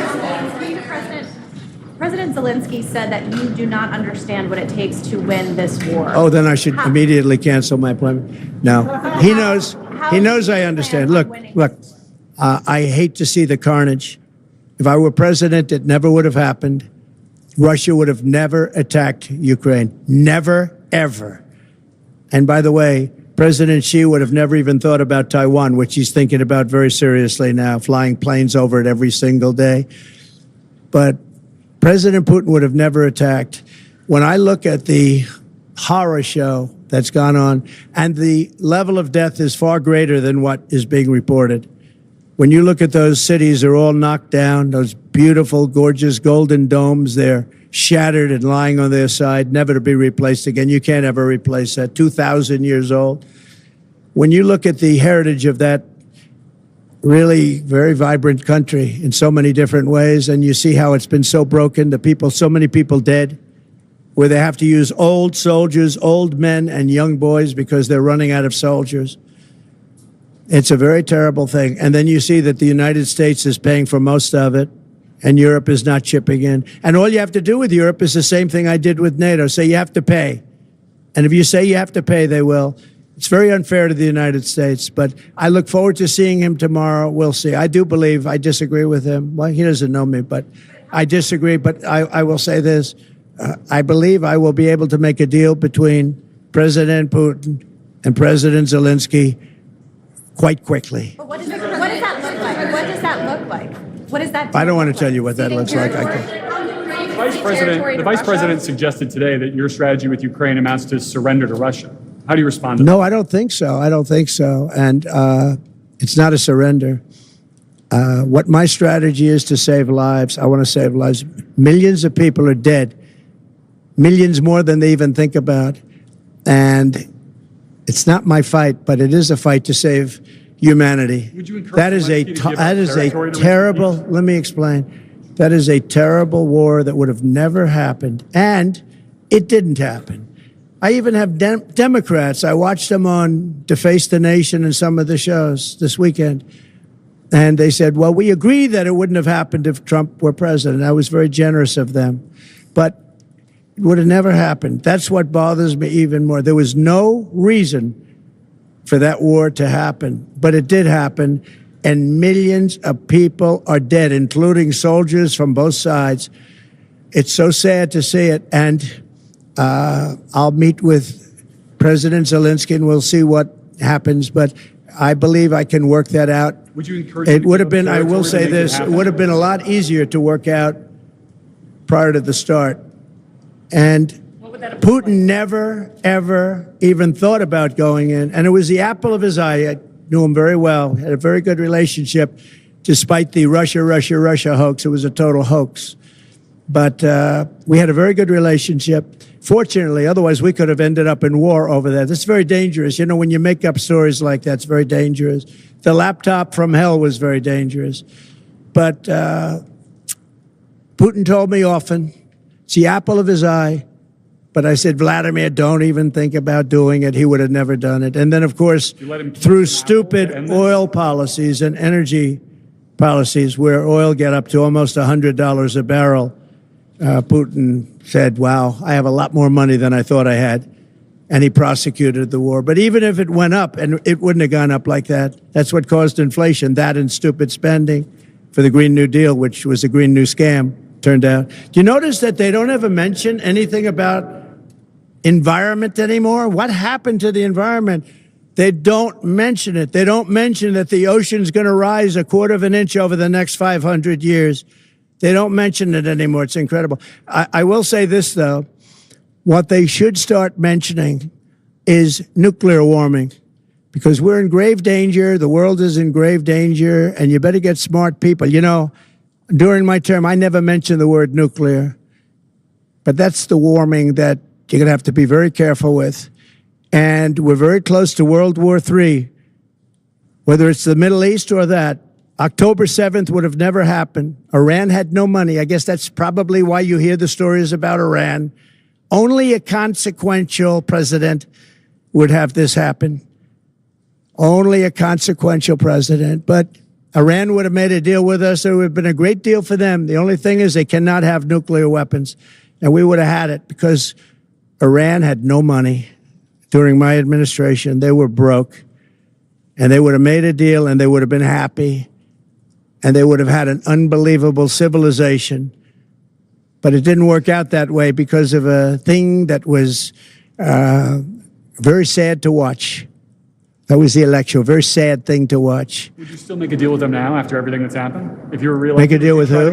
Make a deal with who? Would you try to make a deal with Iran of some kind if you were reelected? Sure, I would do that. Yeah, I believe in getting. It doesn't matter. I have a great memory, but it's a memory that wants to serve the people. We have to make a deal because the consequences are impossible. We have to make a deal.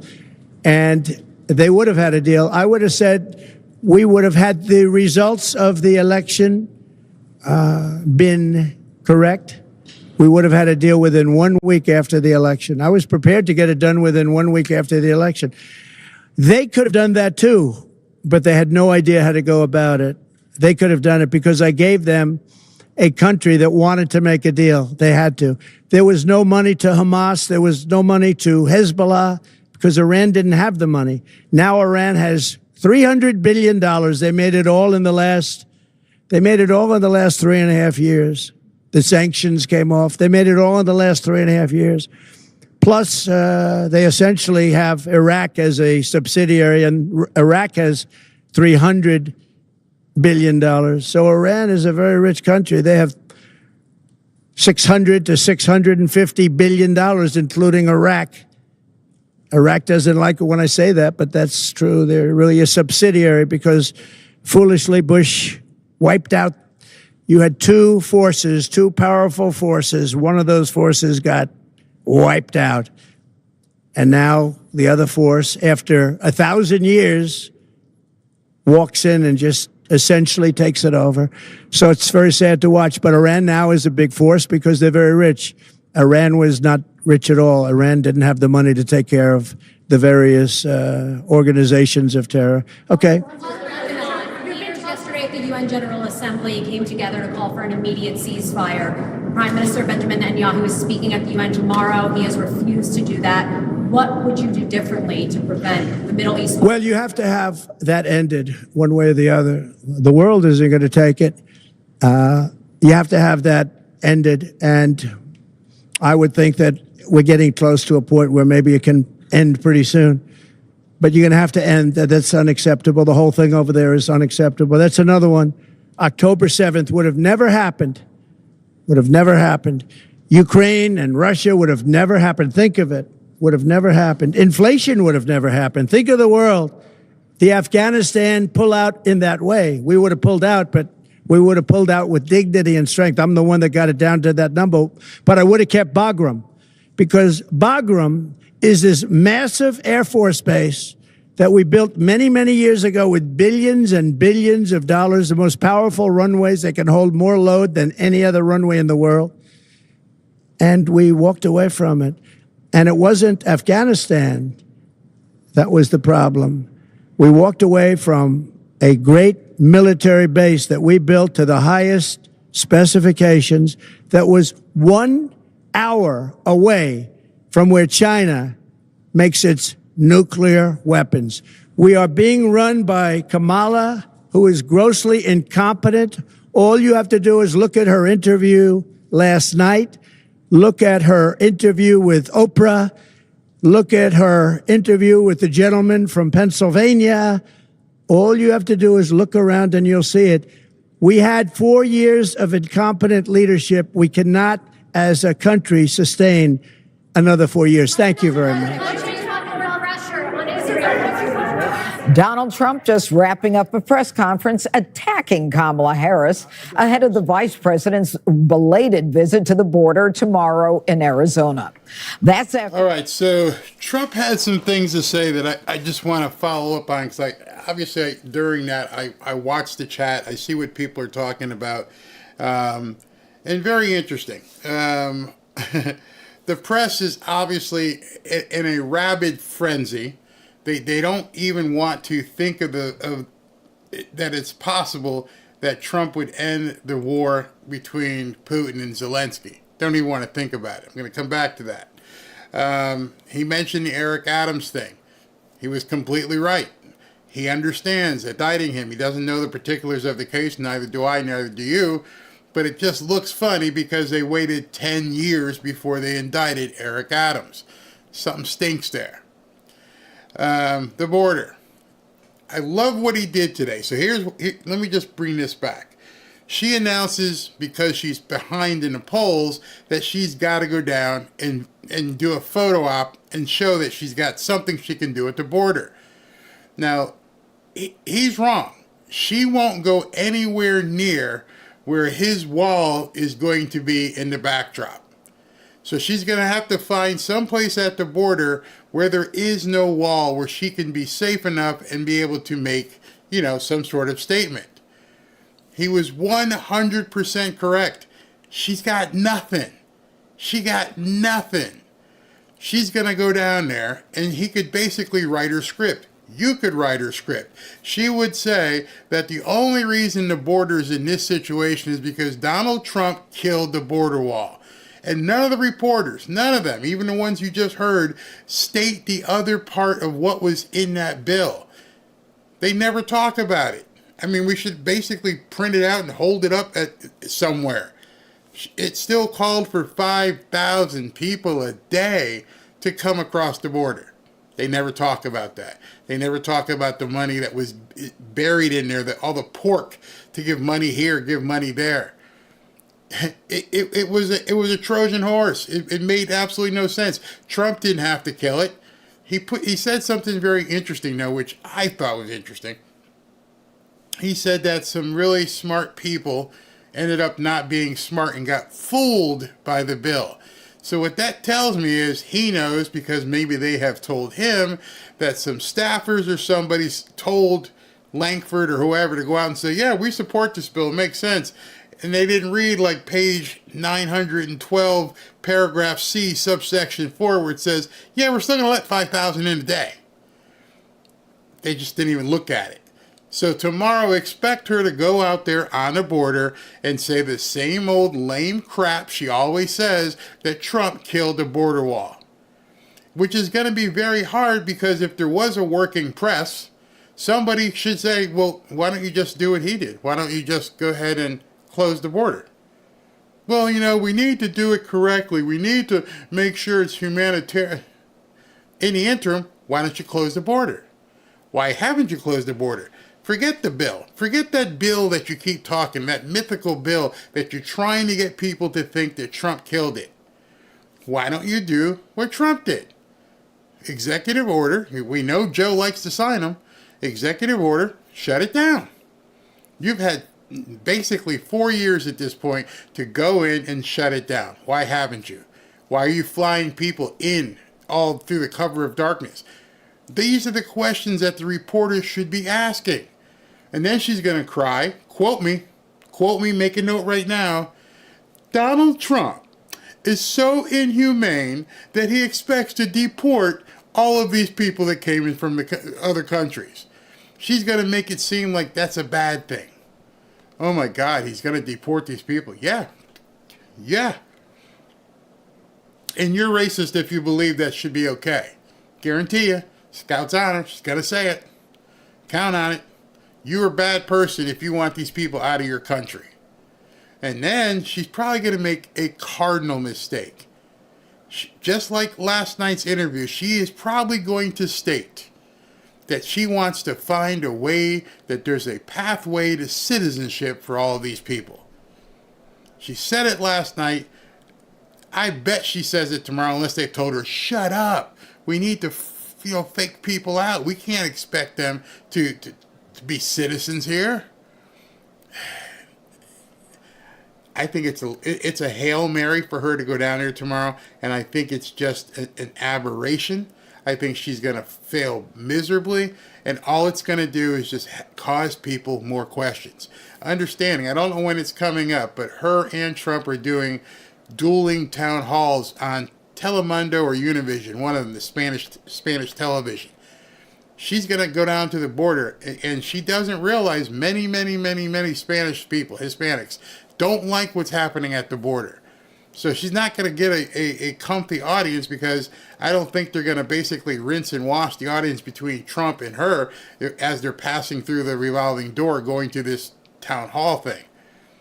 Tomorrow she may have already just ended her campaign by saying she wanted to find a pathway to citizenship for these people.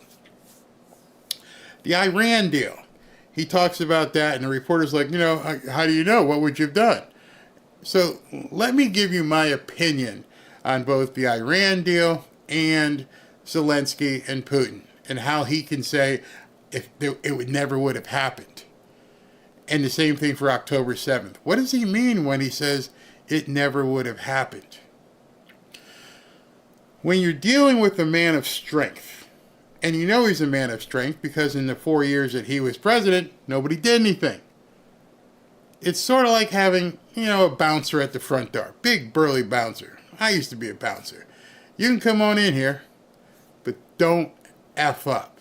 If you F up, I don't care if you got a Black American Express card in your pocket, I'm going to take you out. I'm pretty sure Trump has sat down at the table and told different adversaries, because he said it to us, if you do this, I'm going to blow you up. If you do that, I'm going to make you a beach. Don't try me. Any guy who's been a man who's had to meet somebody adversarial, I'm sorry some of you guys that drink a little bit too much soy, but at some point you got to tell your adversary, don't try me. If you try me, I'm going to swing back. And if I swing back and make your country a beach, oh well. I don't want to have to do that. So when you brought in the Abraham Accord and you brought these people together, he's already done it. That's how you know he can do it.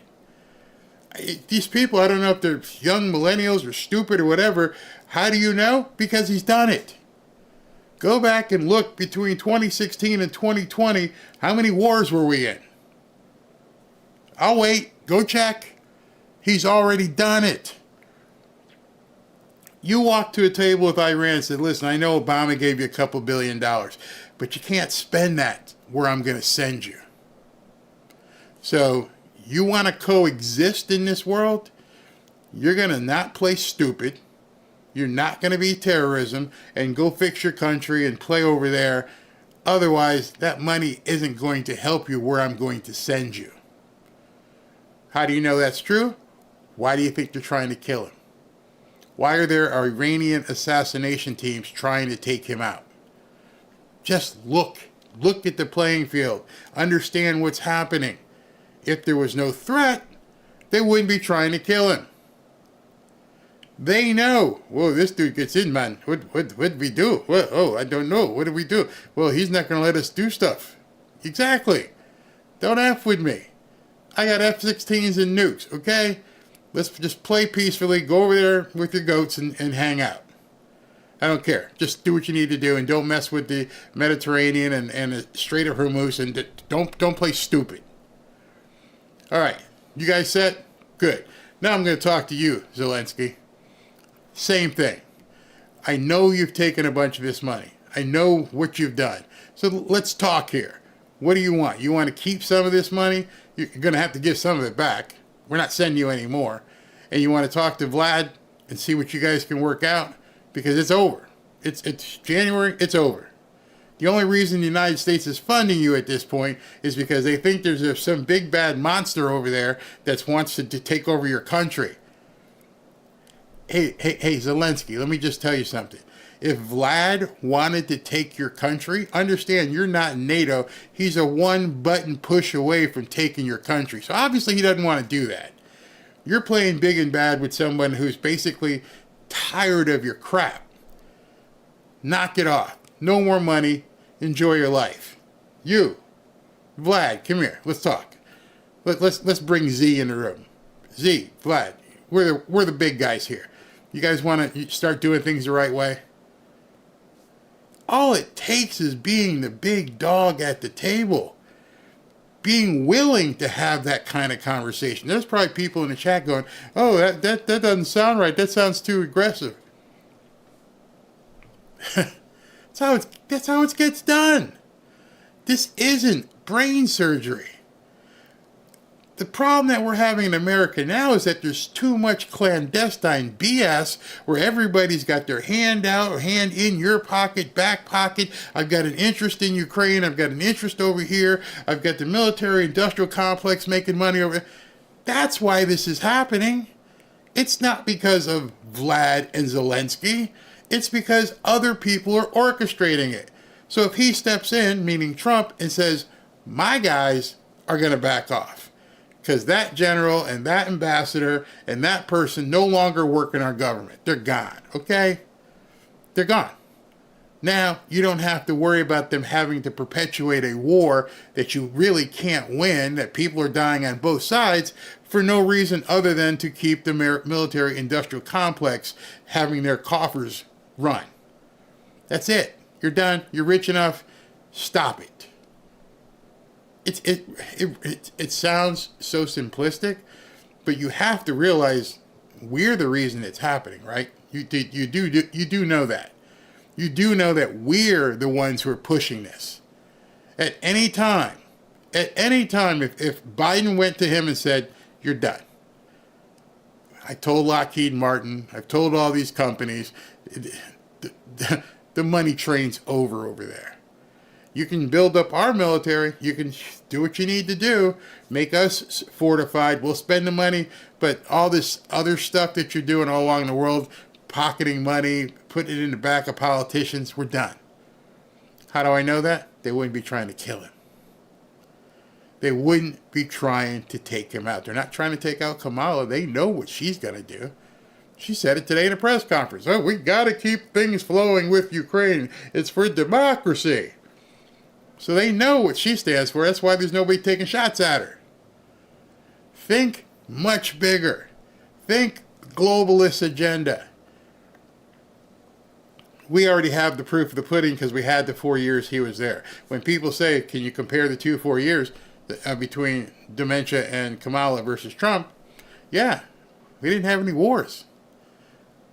We weren't involved in killing people, a little bit in Afghanistan. But for the most part, people were minding their business and coexisting. Nobody wants to go over and do crazy stuff. So that's where we are. And all of this craziness has to stop. Eventually, this country is going to break in pieces if we don't do that. There won't be an America. Forget the wars. The stuff going on with the FBI, the DOJ, all of their agendas, what they're trying. Enough, okay? We the people have had absolutely enough. Done. Absolutely done. Yeah, Zelensky is corrupt, but what do corrupt people like? You guys ever see, it's funny, how you can look at this thing, and you just look at movies. You know The Godfather, and I reference The Godfather a lot, because it's, the five families, and they're fighting, and they're airing, they're going after territory. The Crips and the Bloods, and all these people fight for territory. What happens when you just stay on your side, I'll stay on my side. Once you cops don't bother you, just you stay over there. It's the same friggin' thing. It's so elementary. If you looked at military, maybe because my brother was in West Point, it really is that simple. We're going to put up our barrier. Don't bring your crap here. And stop doing stuff around the world that's threatening us. How simple would it be? How would life be? Because you notice, other than possibly terrorism, there's no armies coming to our shore. Nope, not happening. There's nobody launching ICBMs, even the crazy one over in North Korea. Nope, not happening. Nope, we're good. Just don't mess with us. They're all rich. They all got money. Who's the chipmunk at the table? Our military-industrial complex, who just keeps having to feed people over and over and over. It's how they exist. So if you tell our people, back off. You've done enough trouble. Put on your headphones and listen to chatter and do your clandestine stuff, but enough. We're done fighting other people's wars, and we're done basically doing color revolutions and stoking the fire elsewhere. If you don't know what a color revolution is, you might want to go look that up. That's some homework for you. A color revolution is something that our CIA has become masterful in. They're so good at basically causing turmoil in other countries. That's why they don't want Trump in office. They don't want us independent on our own, prospering. A prosperous America is threatening to the powers that be in the WF and all this other stuff. Everything you see, everything, well, maybe just a small part may not be, is about money. Money and power. That's it. America's a very prosperous country. Y'all go to work. Unfortunately, they put in this law way back that says they get to grab your income and tax your income, and you can't do a damn thing about it. Because we have that law, because we have that one law, all of this shit happens. People, really? Yeah, think about it. Is a never-ending supply of money from 300 million slaves. I need money to go do this. Oh, let's raise your taxes. We got all the money we need for now. No, you're not paying your fair share. We need more of your money. It just keeps happening. They passed that law. It's the most egregious law ever made, and that's what we need to have somebody, Trump or somebody, to listen. My government's not being a good steward at this point. Every single 2 weeks, they take money out of my paycheck. I can't even stop them. I can't say no. The employer just takes it out. Nothing I can do. And it just keeps going on. And I work now at this point 3 to 4 months out of the year just for the government. You're taking 30, 40, 50% of the money right off the top. And I can't do anything about it. Why? Because my employer is locked in and they have to take the money out of your paycheck. Could you even imagine if tomorrow that law was annulled? You know what? From now on, no more FICA. Mr. Employer, you no longer take money out of people's paychecks. At the end of the year, we'll go ahead and send people a GoFundMe or a bill or something and say we need this much, to help pay stuff. What would happen? What would happen if employers didn't pull the money out of your paycheck? You were a slave. You will continue to be a slave. That's how America has been constructed. You worker bees go make money. Government pulls it in, does what they want with it. That has not changed. It probably won't change under Trump. He's just trying to say we'll take less of it, but they're still going to take it out of your paycheck. Nobody has ever proposed ending corporate mandated deductions out of your paycheck. You want to get a politician shot? Go ahead and try to get them to change that law. From now on, we are no longer going to basically take money out of your paycheck. It would be very simple. We could just go to a flat sales tax.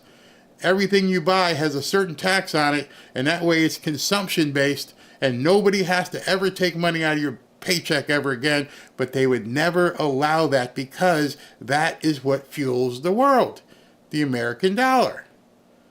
I'm probably frightening you guys right now, but that's true. You have no say. You get a job. Hey, how you doing? How much you going to get paid? Well, I'm going to make paid. Okay, so understand here, sign this tax form. I don't want to sign a tax form. I'm sorry, if you don't sign this tax form, you can't work. What does this form do? It means every 2 weeks I can take money out of your paycheck. Well, where's it going? I don't know. We just pay it to the government. Where'd that law come from? That has been the source of our evil. That has been the source of our problems since that has happened. Our government doesn't need your permission anymore. Because your government doesn't need your permission, they don't listen to you. They do whatever the hell they want. They'll go fight wars in other countries. Need more money. Take your fair share, which is never defined. We're just going to make you pay some more money. Give it to us. We're the government. And by the way, now we've got 87,000 more people to make sure you keep paying us money. That's how it is. That's how it be. We didn't have income tax till the early 1900s. Yeah, exactly. Exactly. Trump will change the FBI and remove the CIA. Those of you guys who saw my video earlier about the FBI agent who basically has become ruined, and they've done all kinds of things to him. They've made him tap into his retirement account because they're just keep on him over and over again. You know why they do that? Let me tell you, because they know how much he has. See, if they didn't know, hey, so how much you got here, how much you got there, what's in your retirement account, they didn't know, they wouldn't know to go after it. Think how many disclosures you have to send out. Think about when you make a deposit in your bank in cash over $9,500, all the lights and bells go off, and IRS agents float out of the ceiling and go, oh, where'd you get that cash? I don't want to get myself in trouble, so I'm going to let go at that one. Just let you guys, yeah, it's RICO. It really is. I think a flat tax would be great. Yeah, I don't understand why. Why can't we just go to either a flat income tax or a national sales tax? Make it consumption based. Hey, listen, you want to go buy X, Y, and Z, it's 7% on top of it. Everybody pays. It's completely fair. That's the fairest of fair shares. Oh, but the poor people, you're taking more of their money. They ain't paying anything. I wish Kamala and some of these Democrats would shut the F up. They're not paying anything. prosecute Nancy Pelosi. Yeah, exactly. Do all that stuff. Illegals keep cash under their mattresses. So does Fannie Willis. Fannie Willis came out and said, yeah, I keep cash laying around, all that kind of stuff. It's crazy. No tax for overtime. Yeah, talk about incentive, man. People will sign up for more work. Trump should have met with Netanyahu. Yeah, why not? Why shouldn't have Trump met with Netanyahu? Trump should. Yeah, why would he not? He's a world leader. I want him talking to world leaders. Somebody says, I believe Trump will get rid of the IRS. That would be absolutely awesome. Awesome. All right, guys. One more thing. All right, let me just go over here. And now tomorrow, just so you know, tomorrow is a huge day. I got to bring this up. All right, so tomorrow we have 2 rallies. We have a talk or speech in Michigan, not a rally, but a speech at 1:30 tomorrow. Then at 5:30 tomorrow, he's going to have a town hall in Michigan. So he's got 2 events in Michigan tomorrow. And then one on Saturday, and then one on Sunday. And then Butler, he's just doing events after events. We're going to be covering them all. 2 tomorrow. So we're going to have 2 shows tomorrow. So make sure you're here for those 2 shows. I'll get the notifications up. And if you want to go ahead and win a hoodie, go to fanfareshop.org and we'll go ahead and put you in it. And we'll get ready to announce that. fanfareshop.org, and just go ahead and fill out the form to win a hoodie. It's really simple. It's real easy. Doesn't ask for a whole bunch of information, not trying to basically pull everything from you, not looking to spam you. Just, basically fill out the information and then we'll do it. And so now I'm going to have to challenge Ashley and stuff that we're going to go ahead and do a get together at a restaurant or bar here in South Florida for anybody who can make it. That'd be awesome. All right. So let me go ahead and thank you guys for your contributions tonight. Ernest Walker, thank you for 2 of them. Thank you, moderators. Barry's a man. Naomi, thank you. Carlisle Weeks, this is our country. We aren't laying down this time. Don't lay down. Chris, love Barry, Robin, Ashley, and Trump Pup Midas. I wish I could show you him right now. He is just, he's killing it. Sleeping like that. What a lazy dog. Go Getters Transportation, thank you. Carlisle Weeks again, the only fraud committed was the Demagoose. Go Getters again, thank you. Carly Wikes again, thank you. If they hurt Trump, it's war. I believe you. FL, thank you very much. $50. Big Cat, how you doing, bro? America loves you, Barry. Blessings. Micro Rod, thank you. One suggestion, beach area or cruise. I'm going to get you to drink something. It's got to have one of those little, my wife will get laughing, we have one of those little umbrella things. Yeah, I might sip on that. Louis Perone, thank you. Mike Sales, great show, Barry. My head has been turned like the RC dog. Trump MAGA all the way. Robin Meeks, thank you very much. Aura Osra Ka, Barry, thank you for pouring your heart and what you do. You love for humanity shines through. Thank you very much. From Bonita Springs, nice place over there. Hope you're safe today. Norman J., I think Kamala has given up on Nevada. All my political mailers are from Trump, and I get lots of them. She should.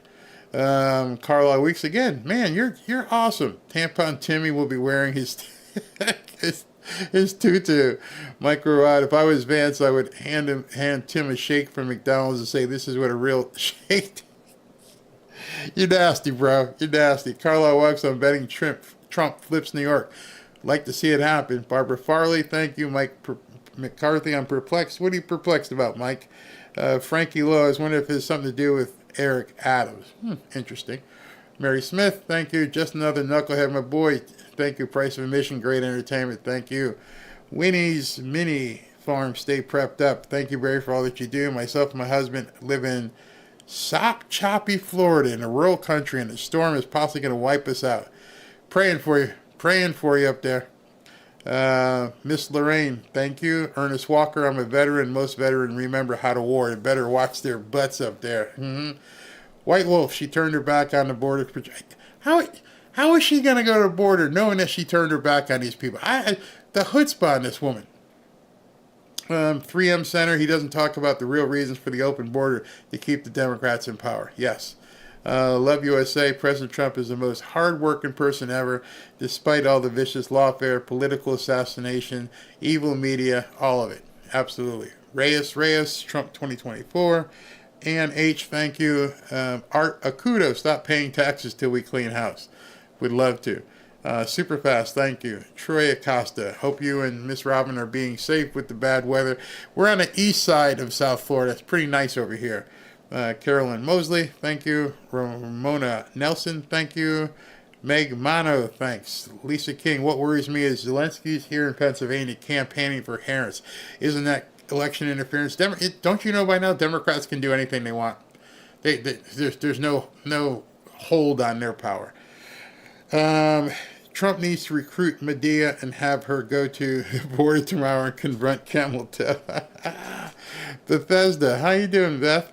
I just want to say that it's an honor to be part of the Fanfare family. God bless you and your family. Thank you for making a difference. Thank you. Johnny Cole, apparently Coca-Cola has a problem with Christians. Yeah, I don't know if you heard that, but these customized cans that you could do, you could put in Satan, you can put in Allah, but you couldn't type in Jesus. Before we go, I have to say something. I got an email from somebody, and the email, she wasn't mad or anything, but she said she had done a super chat, and I didn't recognize her. So I'm going to use this time right now to make sure that I recognize, what's her name? Jennifer. Jennifer O. Jennifer O says, I missed her when she gave her super chat. Jennifer O, two things. One, I apologize. And two, thank you. And here's your acknowledgement for the super chat that I missed. So, I'm sorry. I'm sorry it happened. You know what I want to do? I was going to do a 7 o'clock show, but Trump went on, so I didn't do the 7 o'clock show. So what I'm going to do instead is, let's go ahead right now and give away the hoodie. What do you guys think? While we're here, we can do it live. We can show you the things live and up and close and personal. So let me see what I do. All right. So let me put it over in this window so people can actually see it. You can see that it's happening. It's not a fraud. Someone is actually going to win. Drum roll. All right, so I'm going to pick somebody right now. Randomly pick one winner. Boom. And the winner is Michael Rappold. I'll have to look up your email there, but let me write down your name. Michael Rappold. If you're watching, I'll be emailing you, or Ashley will be emailing you. Michael Rappold. You know what? I said one, but let's go ahead and do another one. Oh, wait a minute. You guys missed that. I'm sorry. My fault. There it is. Michael Rappold. So I'm going to pick another one after Michael Rappold. Let's see who comes up. Drum roll. Let's see here. Brian Krause is number 2. Brian Krause. Let me write his name down. And I'm feeling spicy. So let's do a third one today. How about we do 3? You guys want to do 3? Let's go ahead and do 3. And let's do the live draw. One more. Elizabeth Tyndall. That's what I wanted. I wanted to get a woman in there. All right, Elizabeth Tyndall. Elizabeth Tyndall. So we've got 3 winners tonight. Thank you very much. I'll get in touch with you with that hoodie. We got Michael Rappold, Brian Krause, and Elizabeth Tyndall. 3 hoodies going out over the next couple of days. Thank you guys very much for playing. When you guys give those contributions, this is some of the things that we do. Do I have one? Oh, yeah, I got one right here. Hold on.